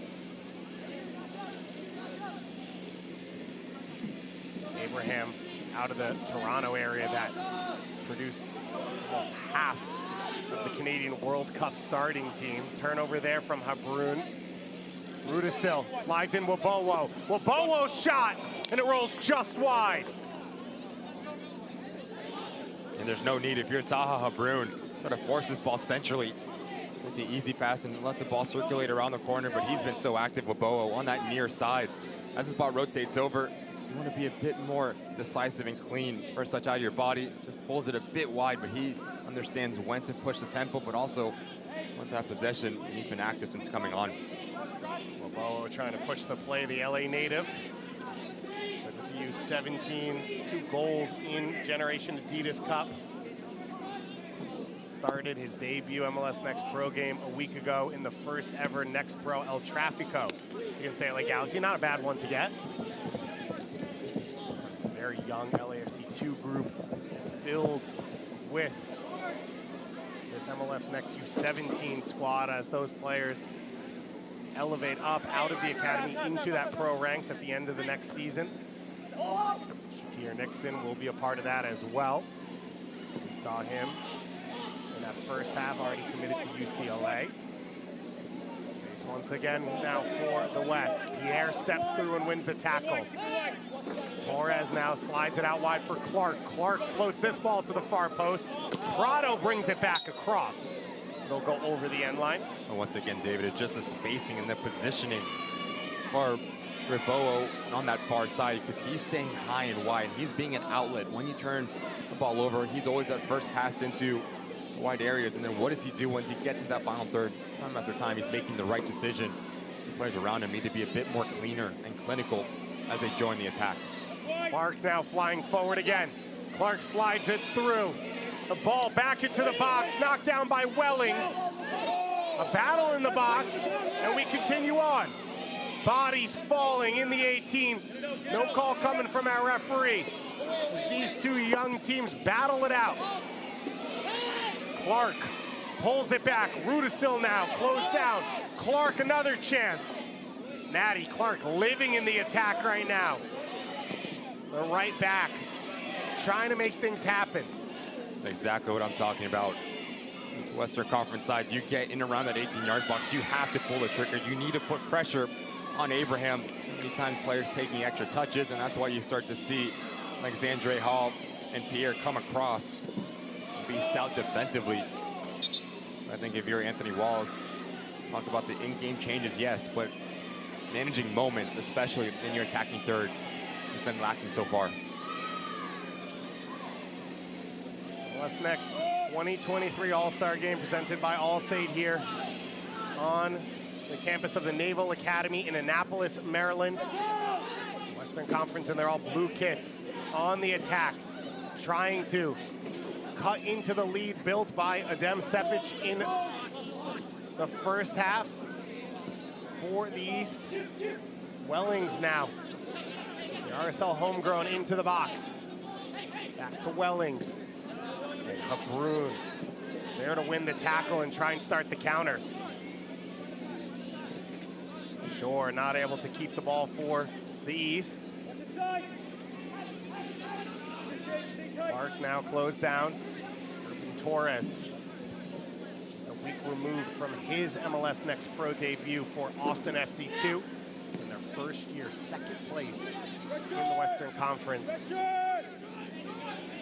Clark now flying into the attack, his shot blocked. Cross played in, headed away by Pierre. Habrun flicks it along. Habrun now up the field for Mills, and Lampman's right there to shut off the valve. So good in terms of his positioning, Lampman. Understand, as Mills is the only outlet, if I cut down the angle, come across and just get on the ball once again. We talk about as Clark joins the attack as an outside back, for Glover, you have to have the ability to slash across that near post. It does two things, David. It pulls out a center back, it opens up a gap for a secondary action. You get on the end of it, it's an easy tap-in. So you're looking at a movement for a striker, especially once you join that 18-yard box. For Glover, unique sort of shift in that his team normally play high pressure, plays in transition. So for him, we're seeing a different style, maybe more so than for other players so far in this second half. Well, I guess that's unfair. About half the MLS teams are high pressing teams. Reed Brown. We just mentioned in the first half his teammate, Spanish Youth International Alejandro Grandos, sold for $2 million to Club Brugge, one of the best teams in Belgium. As Orlando City under now Javier Carrillo as the academy director. Of course, Oscar Pareja as the brainchild, building a second elite academy after the work he did with FC Dallas. And you start to see the Western Conference into a mid to low block, every single player in their defensive half. So how do you break this block, defensive unit? The ball needs to move extremely quick. You need to be very decisive. A lot of movement on that front line to pull players out of position. And as those gaps open up, how quickly can you penetrate? That's going to be the key to get your third goal into the Eastern Conference. Lanza not able to win that battle cleanly, and then a little bit of afters there. We're going to see Valvir Cabrera Garcia go to the book for the first time as he will talk Lanza off. You don't want to pick up a card in an all-star game. A little coming together there from Lanza. Verhoeven does very well. City players, no ill will there, just so competitive in the nature. Great spot. Clark now, the underlap from the right back spot. Clark looking for Glover. Glover in on goal. The save by Abraham.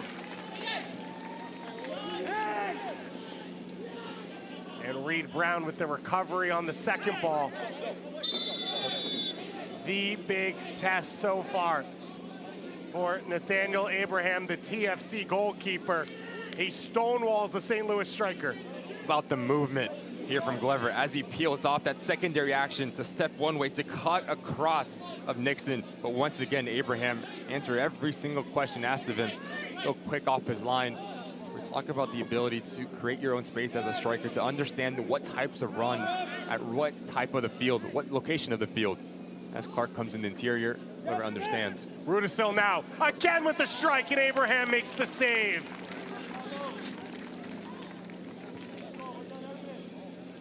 Paulo Rudisill trying to copy what Rocket Renteria did in the first half. Lanza now heads it out of that pressure. Bright start to the second half for the Western Conference. For more on that, let's go down to Andrew Wiebe with head coach Anthony Wallace. encouragement, but also drive. You want a little aggression and more clinical play in the final third. Yes, absolutely. We've created a ton of chances even in the first half, but we're missing that final action and that final piece. From the coach's point of view here, how are you creating those chances? What do you want to see more of?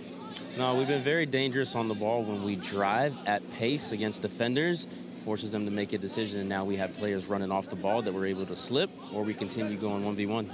Where's the goal come from when you get it? And I said win, it's coming. Who? How? Who? Anyway. Oh my gosh, I think we're going to continue to drive centrally. We'll slip somebody in. Might be Caden Glover. I'm a little biased. St. Louis Academy, here we go. Caden from there as well. Back to you guys in the booth.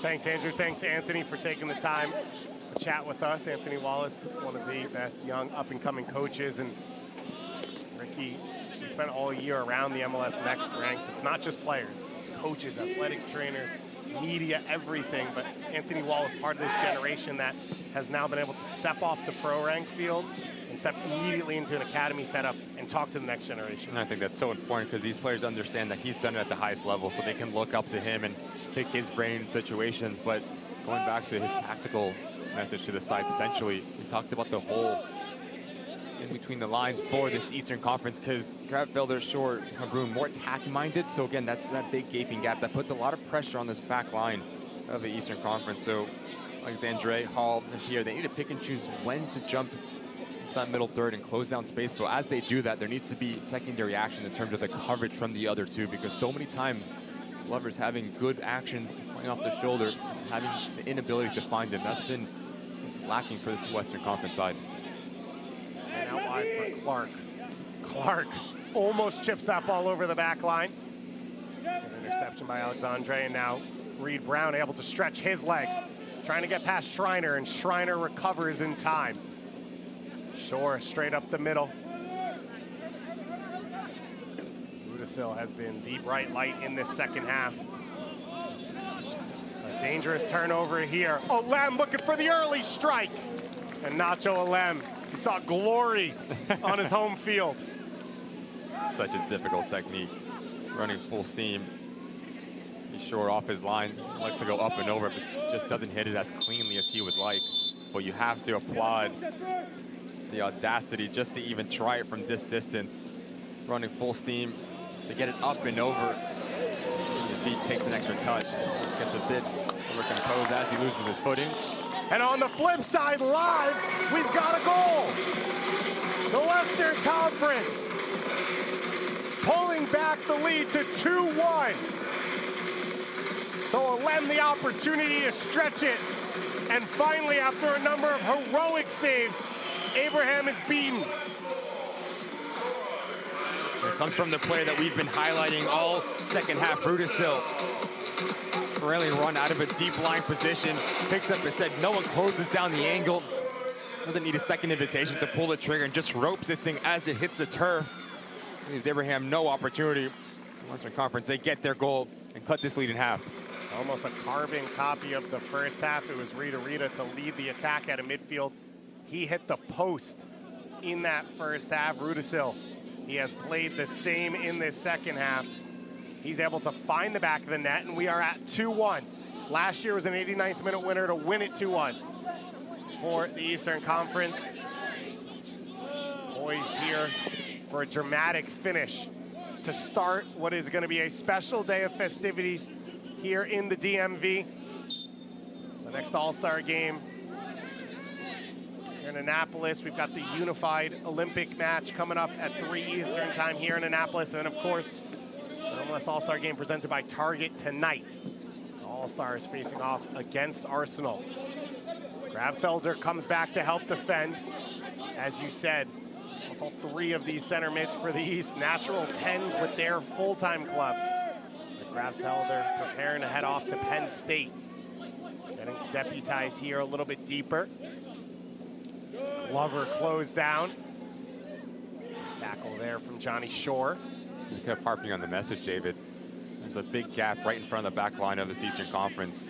So we talked about Grabfelder, Shore, and Habrun having the ability to adapt in game, to understand one of us needs to drop in and do our defensive duties and clog the center part of the field, because too many times the Western Conference is just drawing and overloading centrally. Not any opposition there. Clark once again driving forward. One a little bit too far. Natty Clark, Topeka, Kansas native, born in Addis Ababa in Ethiopia. Adopted, raised though in Kansas. Getting a chance to play with SKC2 full-time. Natty Clark, an opportunity to go back to Ethiopia in 2020 to see his grandmother and his family for the first time. SKC giving him some gear to bring back. Give out to friends and families to show what he's accomplished. And now locking down a spot already this year under Benny Feilhaber with 9 starts in MLS Next Pro play.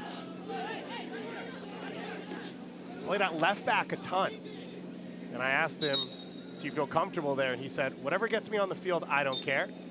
I am a right back, but whatever gets me on the field. He's had an assist this year with his left foot. He took that as proof that he can play there.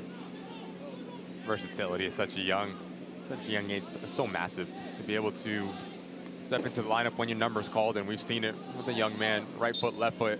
And I think that's something that's so underrated as players are progressing, as they're trying to develop, to be able to play right foot equally as good as their left foot or vice versa, not have a weaker foot. And we've seen that throughout this game, the quality here.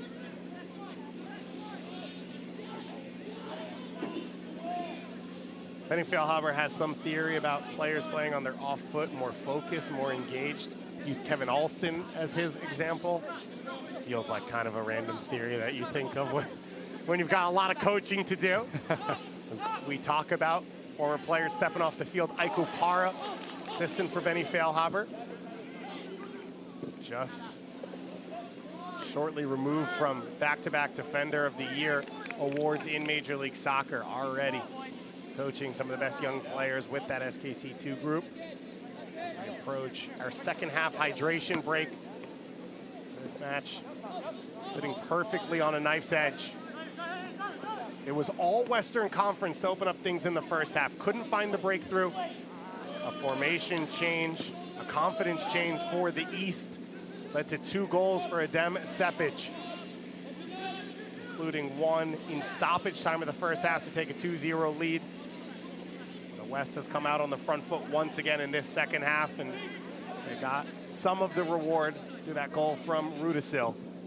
And then you look at this eastern side, it needs to be a bit more movement on the front line and willingness to get on the end of things. Too many times players will just want the ball to feet. You ask any center back, it's an easy day at the office. You just step in, you move left to right. It needs to be a bit more fluidity and expressiveness and confidence in that final third.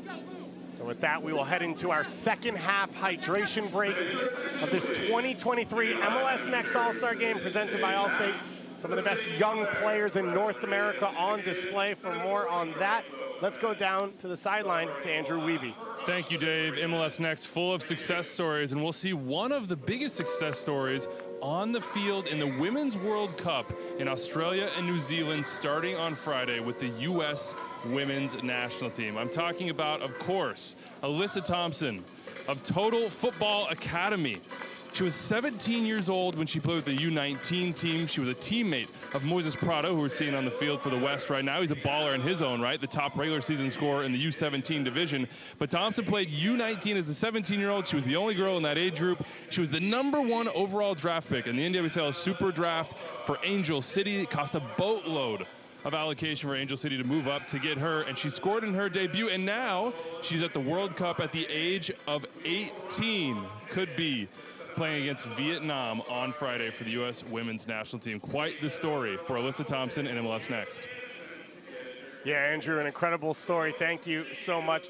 So exciting for Alyssa, for her family. Of course, her sister also playing with Total Football Academy. So exciting for this team. And MLS Next, it's about growing the game, not just about growing players going directly in to Major League Soccer. And Moises Prado and his whole club, they were beaming with pride when we talked to them at MLS Next Cup about what Alyssa Thompson's accomplished and what she represents for the club.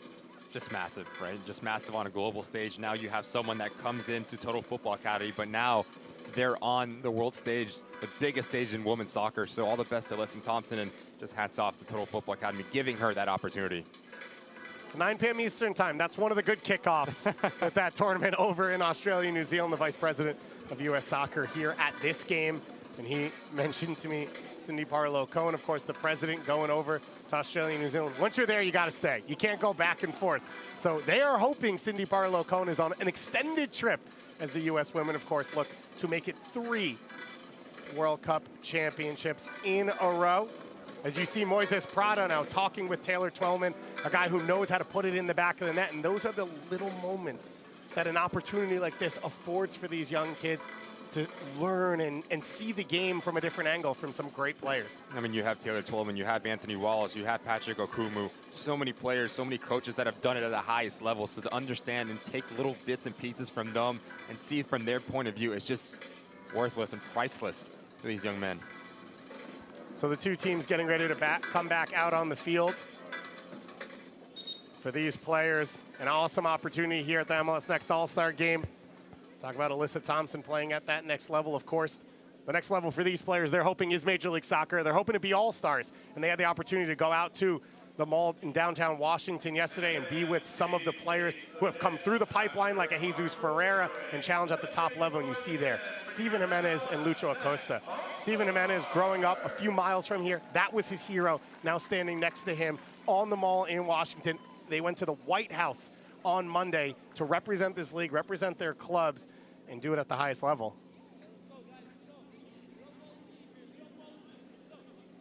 What a match we've seen here. Prado showing his ability, as Andrew said, one of the leading attackers, Total Football Academy. They fell to their LA rivals, the LA Galaxy, in the quarterfinals at MLS Next Cup.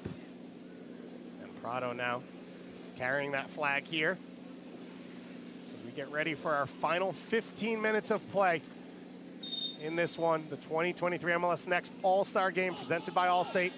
David Goss, Ricky Lopez, Espen, and Andrew Wiebe with you. Here from the Naval Academy. They've been incredible hosts all week. Not a lot of hosts will say, oh, you want a battleship? Yeah, we'll just pull one of those up. No, it has nothing to do with us, but pretty cool setting for this game as the West now looking to tie it up. The shot blocked by Hall. And a little over-eager in the end on that attack from Wibowo. Just showing off the skills, the ability to drop his shoulder, go to the byline, but cut also to his preferred left foot. Give credit to Hall, Alexandre, and Pierre. They've been so stout in their defensive structure and positioning. We've seen so many times Wibowo elect to go to the byline as he drops his shoulder. Give credit to Hall. He understands Andrea is beat and we come across and close down the angle. So Abraham now will get us restarted.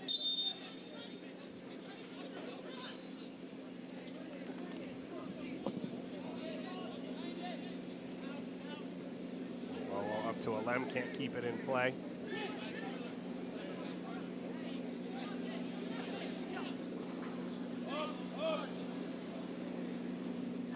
Is there another late hero in this one? Maybe a moment or a player we'll be talking about in a year saying, this is the guy all these players want to be. Komaski had the goal last year, and of course, has had the season for Inter Miami this year. Rudisill looked the most likely one. Another long strike. Contact from behind as Johnny Shore gets called for the foul. Rudisill goes down holding his right foot, and the first yellow card of the game to Shore. As he breaks that initial line, Rudisill has a plethora of options. Whoever makes a darting run, Wibowo makes a darting run as well. Elects to go by himself. As Shore's on the emergency defense. It's a lot of the backlift of Rudisill, but he's been so good in the second half. The ability to pick up spaces, but just drive at the back line and put him under a lot of pressure. He's been key in the comeback from the western side. We've seen Irvin Torres take most of the restarts in this second half from the wide areas, taking corner kicks from both sides. The shooting opportunity, I guess it has to fall to Paulo Rudisill. He's got a goal already from distance. U.S. Youth International against Canadian Youth International. Can he best Abraham once again? The shot, and it's over the crossbar. Rippling the net. Rudisill inches away from his second goal of the game. It's a lovely distance to go up and over the wall underneath the crossbar. That's the first part, extremely easy, but doesn't get enough drop on it. Such a difficult technique. Give credit to Abraham. I think if that's about a yard under, he has it covered. He's been so good between the sticks. So confident with the ball at his feet as well. That's something that, as the game progresses, David, we keep talking about the progression of the game, the progression of the young quality. Center backs need to be able to be comfortable on the ball and pick passes out. Yeah, the requirements on center backs, goalkeepers as well, has changed a ton in the sport. Reed Brown breaks into the box. The core of the head coaches in the MLS Next Academy ranks have gone through the French Football Federation training course. Many of them have UEFA licenses as well, learning that what are the next trends in the game, constantly education from Fred Lipka all the way down through the MLS Next system. It's been a big part of the change under MLS's next setup. That education trying to push the game forward. Corner kick coming here for the East. Pierre heads it back across, flicked on and saved! Mohamed Shore! It's been a quiet second half, but he steps up big. Give credit to Pierre. As this ball comes across, he just puts it into a dangerous area. Second bite at the apple from Alexandre, but what a fantastic save that is from Shore. The stutter step to lunge him to the right-hand side to put it out for a corner kick. Laid back now, Grabfelder with space, Grabfelder with the drive! And it's just wide, it takes a deflection. Opportunity for the Eastern Conference. Caden Grabfelder, the FC Delco center mid, almost able to get his first goal. We talked about how comfortable he is on the ball, picks up his head about 25 yards out, just ropes this thing, hits it so clean, just so unfortunate it's not on target. You see a little pushing. Tyler Hall, maybe the one player here who is actually friends with every one of the 43 players messing around in the boxers. Shore goes up and takes that one. Hall named captain of the USU 17 national team. When I asked him what he felt about that, he said, I think I'm the only player who's friends in every group. You know, a team always breaks down into different cliques, different groups. And Tyler said, I connect all of them. I find the problems across the team and bring them to the coaching staff, whether it's all Cigaris or to the team's attention. They need to be solved, and he did it pretty well, helping the U.S. qualify for the U17 World Cup coming up later this year. All these players fighting for an opportunity to be a part of that roster. We saw the success for the USU 20s down in Argentina.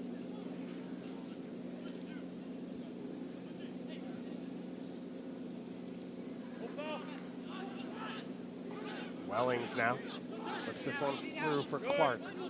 Goes down by Alexandre. Back up the line. For the U.S., their path to the U17 World Cup qualification, it went straight through their CONCACAF rivals in Canada. 4 starters on the field for both teams that are in this MLS Next All-Star game. Daniel Abraham leading the way for Canada. We saw Budwell in the first half. De Montagny as well. Tyler Hall here in this second half. Rudisil wasn't able to beat Abraham that day, although his team did win 2-1. He's got the upper hand here today. Trying to lead his team all the way through it, as we've got a free kick coming up.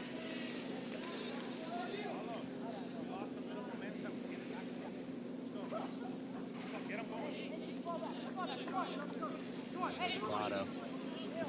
Take on a little bit of what Taylor told him, which was probably see if you can kick some more ankles, make life a little bit harder.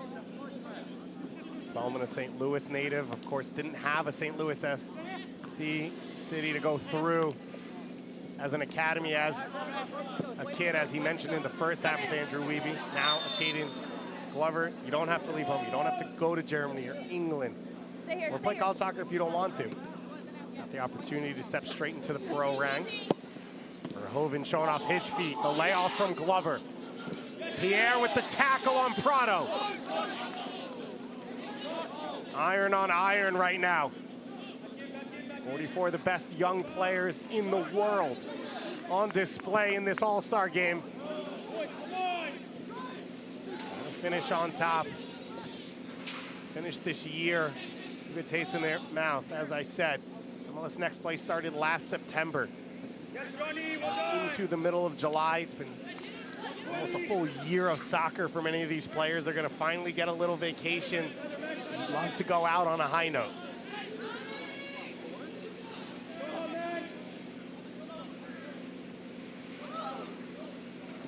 Reiner.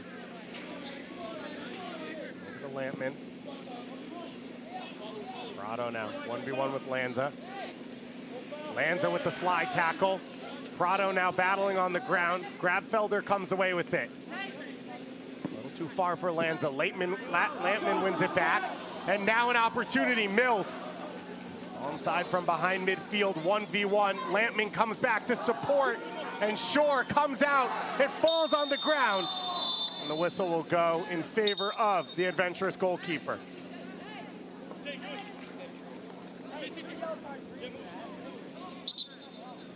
Mills does extremely well to keep himself onside behind the halfway mark. But as this ball pops up, Shore does very well to come off, and the line just goes right through him. You need to be a bit more decisive, and you get beyond this back line of the Western Conference. An easy opportunity to put this game to bed. That's a great ball. Rudisil over the top. Wabowo cutting inside. Wabowo shot. It's in the back of the net.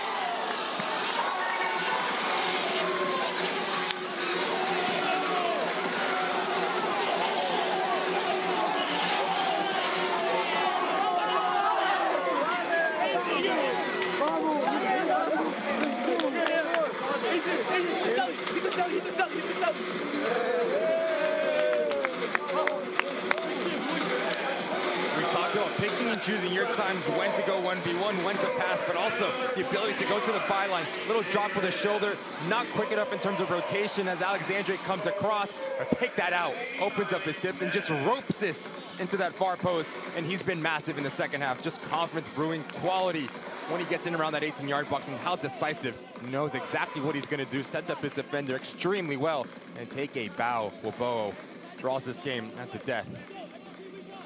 Throws up the AW after for his name, but if you score a goal like that in a moment like this, you don't have to remind people. Everyone will remember the name Adrian Wabowo, the LA native.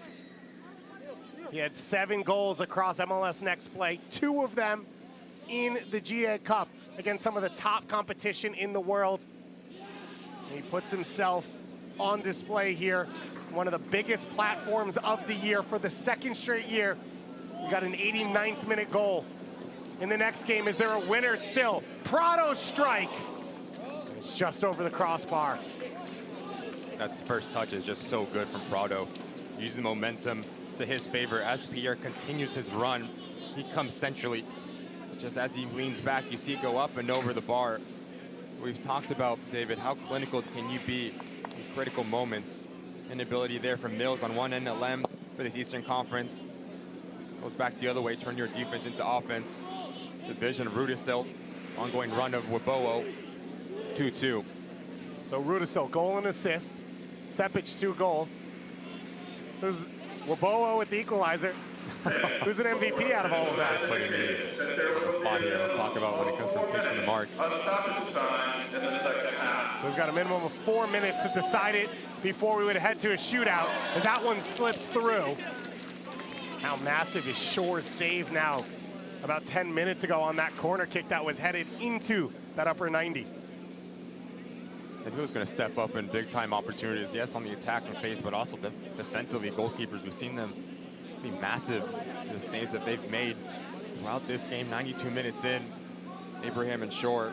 We'll talk about the other goalkeepers as well. Marco, there's top class. No one gets a touch to that one. Pierre now chasing Prado. Pierre with the body his way in front. Good battle between those two throughout this second half. East versus West here. The Eastern Conference taking a 2-goal lead in the first half. It was first half stoppage time where Sepic got his 2nd goal. And now on the other side of things, the approach of second half stoppage time that this Western Conference team equalizes. Glover with the flick on. Abraham choosing to go long. Hasn't been any flow or connection for this Eastern Conference team in this second half. There's too many times there's gaps between lines defensively and offensively. This back three has had to undergo a lot of pressure, but then the middle three in front of them haven't dropped down in terms of just the different angles, outlets to play out of. And there's a disconnect on the front line. We haven't seen Lem, we haven't seen Mills have the relationship as the double striker. Always want to play opposite. One comes to feet, one stretches in behind. It's been fairly straightforward for this back line of the Western Conference. Grabfelder up from Mills, the slide tackle from Schreiner. Mills comes away with it. Mills clips it in, headed away by Clark.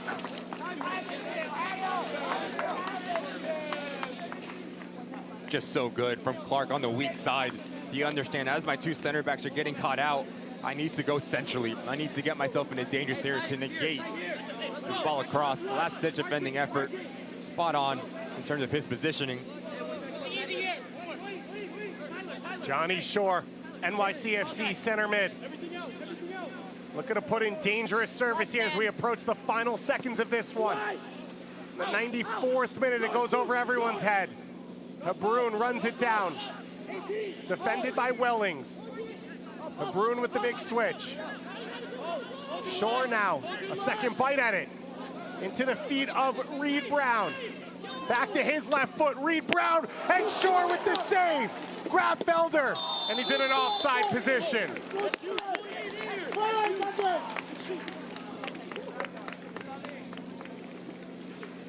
As this back line gets spread apart, Reed Brown has the real estate to continue his run into the 18-yard box. Elects to go to his preferred left foot and unleashes a rocket. Well, that man once again answered every single question asked of him. So the 44 best young players in North America, across Canada and the US. No surprise, 90 minutes, not enough to decide a difference between these two teams.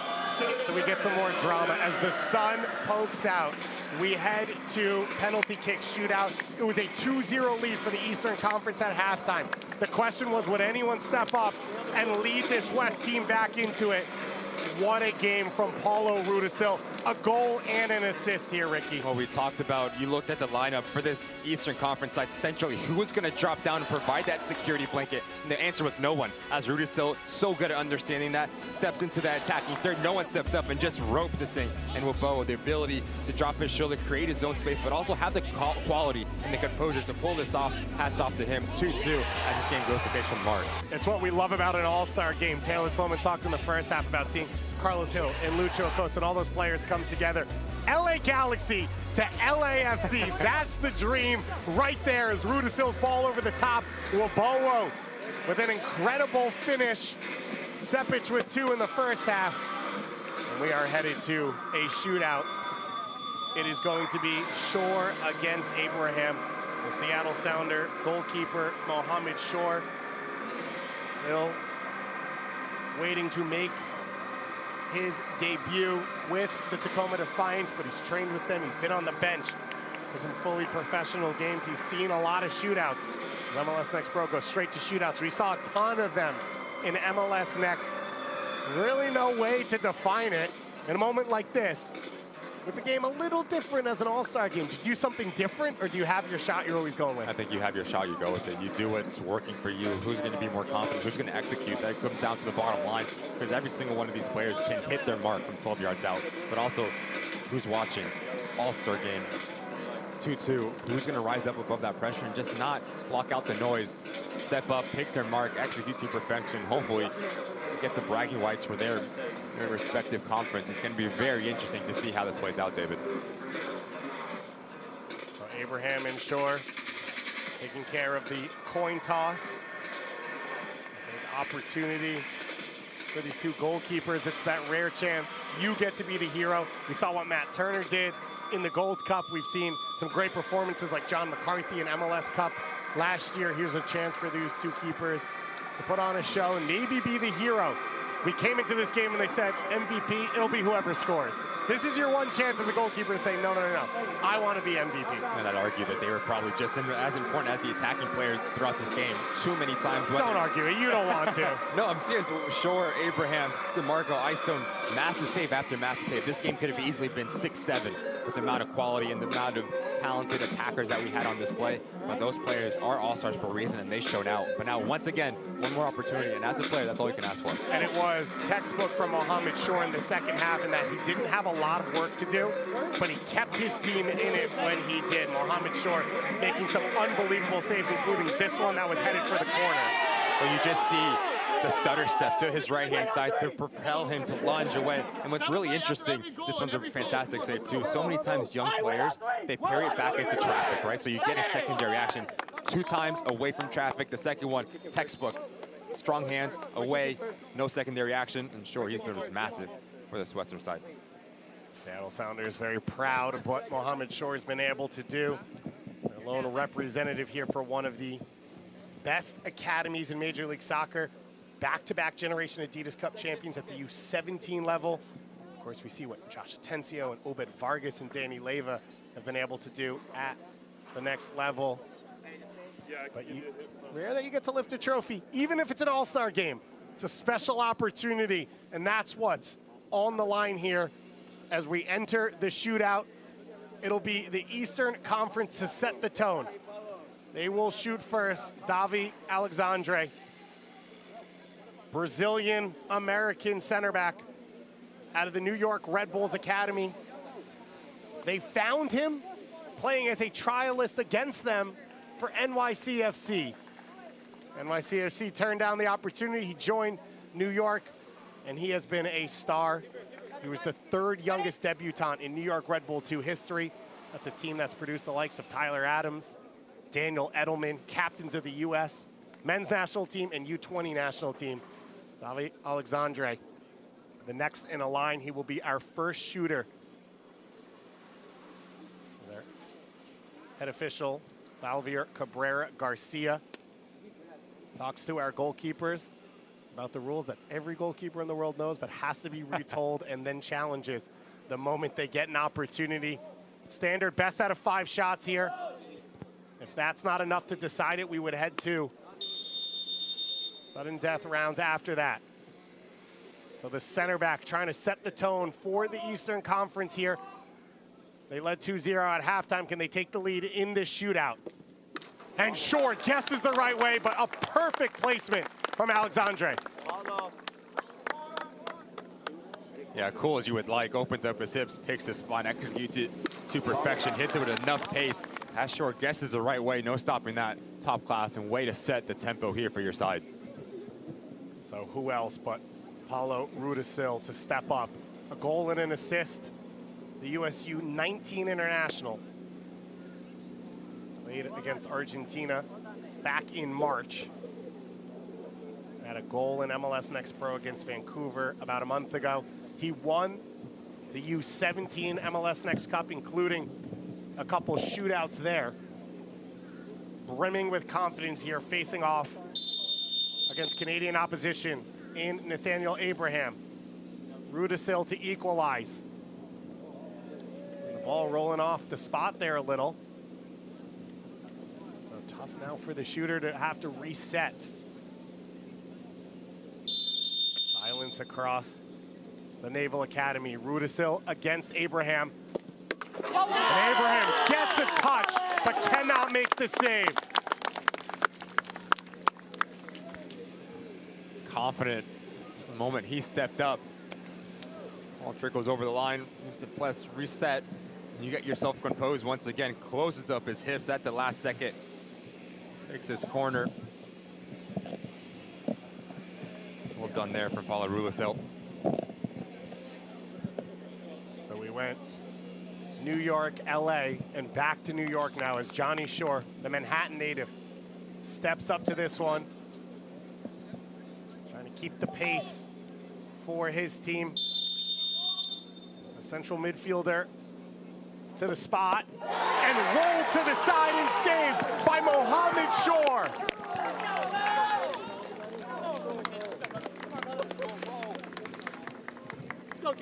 It's such a difficult technique. The little stutter step here to keep your eyes on the goalkeeper, see who's going to make their move first. Give credit to Shore. Down to his right-hand side, sees it the whole way. Massive save. The first player ever born in the year 2007 to appear in a Major League Soccer game. Back in March, Caden Glover now. The goal scorer steps up to the spot. And another touch from Abraham, but he cannot keep it out.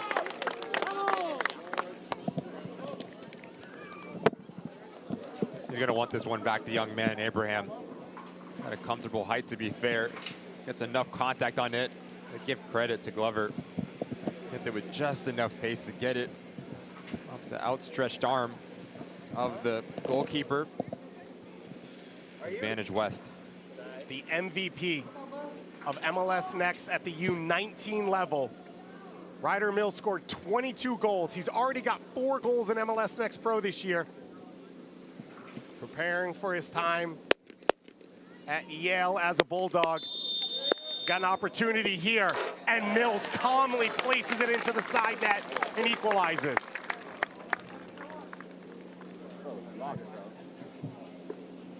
Lovely here from Mills. Knows exactly where he's going, sends Shore the wrong way. Never in doubt, confidence at the highest order there from Mills. Well taken pen. Someone's gonna have to miss, or Abraham's gonna have to make a save if the East is gonna get back into this one. Calmly stepping to the spot now. As KC Academy star Natty Clark. He was electric in this second half, attacking out of that right back spot. Can the Addis Ababa born player do? And Abraham, he's gotten a touch to all 3 shots, but has not made a save. Last 2 for the West haven't been the most convincing when it comes from kicks to the mark. You don't need to be convincing, you just need to execute it, get it over that white line. Abraham gets a lot of this one, just not enough. Howard, hand is not strong enough, as Clark will take it. West is perfect through 3. Tyher Reed Brown, Orlando City Academy representative here. His MLS Next Cup U17 run cut short in frustrating fashion in the semifinals to Real Colorado. Can he keep the pace here for the East? Reed Brown to strike, and he places it in the side net.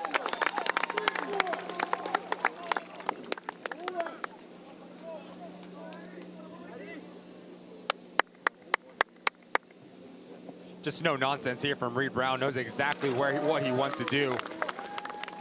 Closes up his hits, sends Shore the wrong way. Quality at the highest order from the outside back. So 3-3 now in the 4th round. But the West with the advantage. If Prado can put this one away, he would keep his team ahead. He did it 23 times in league play for the Total Football Academy. The Golden Boot winner at the U17 level. The LA native now against Abraham. Yeah! And he stares the keeper down. So Taha Habrun, he'll need to score to keep his team alive. Just the confidence it takes. Slow walk up, just filthy. Sends Abraham the wrong way. That's a confident pen if you've ever seen one. A lot of these players meeting for the first time 4 days ago. They've already built a bond. You see what it means to watch their teammates step up. I think confidence would be an understatement for Prado and what he did. Taha Habrun, MVP at the Generation Adidas Cup at the U17 level against some of the biggest clubs in the world. A future star, a U.S. Youth International, the Columbus Crews, diamond in the academy. And Habrun keeps his team in it. You see the respect there with Mohammed Shore. A little encouragement now for Abraham as the East needs a miracle on this final shot. We saw GA Cup, Taha Bruin, similar situation, goes for the Panenka down the middle with the audacity. I think Shore sees, he does his homework, not this time.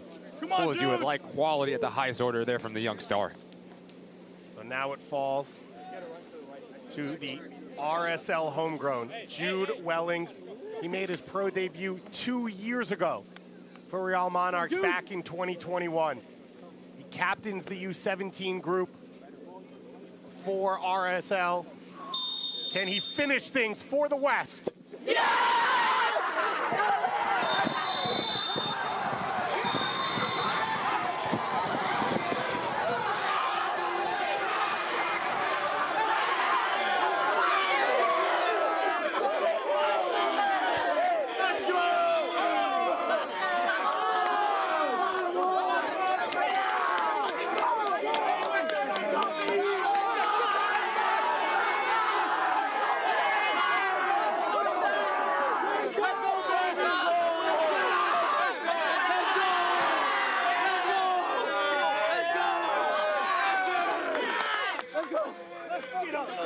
What a better way to end a year of action. MLS Next Play started in September through the showcase in December, GA Cup all the way back in March, MLS Next Flex and MLS Cup. And now a penalty kick shootout for the Western Conference over the East in the 2023 MLS All-Star Game presented by Allstate. As the sun shines here in Annapolis, we could not ask for a better event, Ricky. When there's an All-Star Game, you never know what to expect, who is going to show out, who is going to rise above, because there's so many quality players, the best across the nation. These are the games that you want to play in as a player, and we were treated to a treat here, David. The ability to score goals, just top class from top to bottom. Well, we said it going into the shootout. It's rare for a goalkeeper to get to be the hero. This is their chance. And let's go down to Andrew Wiebe with Jude Wellings and Mohamed Shore. What a celebration for you both. Jude Wellings giving the daps to his goalkeeper, Mo Shore. We'll start with you, Jude. You score the winning penalty. How much pressure did you feel? I mean, I've missed a few during the season, so there's a little bit, but I was confident I was going to put it in. I knew where I was going to go, so yeah, we had confidence in Mo the whole time, so yeah, we weren't really worried. Mo, did you see any penalties from your opponents in training, or is this all instincts? All instincts, man. I don't know what to say, but like, yeah, I'm just trying to stay on my line, read, and see whatever comes to me naturally. What's it mean to give the dub to the West? I mean, we lost it last year, so we had to take it back. You know, we were confident at halftime that we were going to come back, so yeah, I'm just happy we got the win. Mo, celebrating all day till the All-Star Game, right? Yeah, all day, man. All right, West winners. These are the heroes in the shootout. Back to you guys. Thanks so much, Andrew. What a day for these young players, the 44 best young players in MLS Next across 29 MLS clubs and 5 separate academies. Mohamed Shore, the MVP of this game. What a game it was. Twists and turns. Let's take a look at our full match highlights, Ricky. It started with a ton of pressure from the West, but the Eastern Conference found their feet. It was all about being clinical in critical moments, especially for Adem Sipic, knowing as a striker where to position his body right on top of that 6-yard box, falls kindly to him, makes no mistake about the finish, and it's off the corner to celebrate. But can he get the secondary goal? That was going to be the question. Really interesting. As we had an interview with him, he understands as the Western Conference is going to be expansive, there's going to be real estate, the run to get between him and Mendoza and take nothing away from that finish. Sepic, the first homegrown in Nashville history. He's already scored an ex-pro goal. He gives his team a 2-0 lead. 2 new full lineups for the second half, and Paulo Rudisill came to play. But give credit to Wellings as well. He understands that this back line is asleep. Let me go quick into my quality center midfielder. Quality finish, head down, laces through the ball, sends Abraham packing. There's no goalkeeper that's going to stop this one. And Waboa, he was so good at understanding when to step forward, when to drop back, just so comfortable on the ball. When you have an attacker that's so decisive, knowing exactly what he's going to do, a little drop of his shoulder, just ropes this thing into that far post. Quality and top to the corner to celebrate. Remember the name Adrian Waboa, LAFC Academy prospect, made his next pro debut in El Tráfico against the Galaxy. Then we go into penalty kicks. Jude Wellings, he had the assist in the run of play. He puts this one away calmly As he said, he missed a couple this year, but he was never going to miss that. Just confident, pressure's on. So what? Shirts are off. The celebration started. Give credit to the West to come back into that game, but also rise above it. Well done to the Western Conference. Taylor Twelvin here with us. He gives the game ball from a goal scorer to a goalkeeper. What a day. What a moment for Mohamed Shore. The 2023 MLS Next All-Star MVP.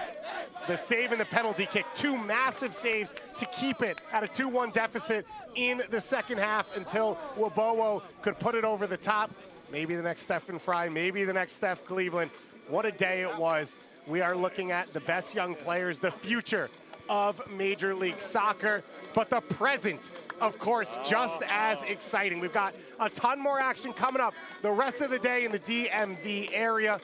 The Unified Olympic game will be played here in Annapolis, Maryland, 3 p.m. Eastern Time, here on the campus of the Navy Academy at the Glenn Warner Soccer Facility. And then tonight, you know, it's the MLS All-Star Game on Apple TV for the first time ever at Audi Field, as Arsenal trying to get back to the top of the throne in the Premier League, bringing Kai Havertz and Declan Rice over to Washington, D.C. to face off against a loaded MLS All-Star roster.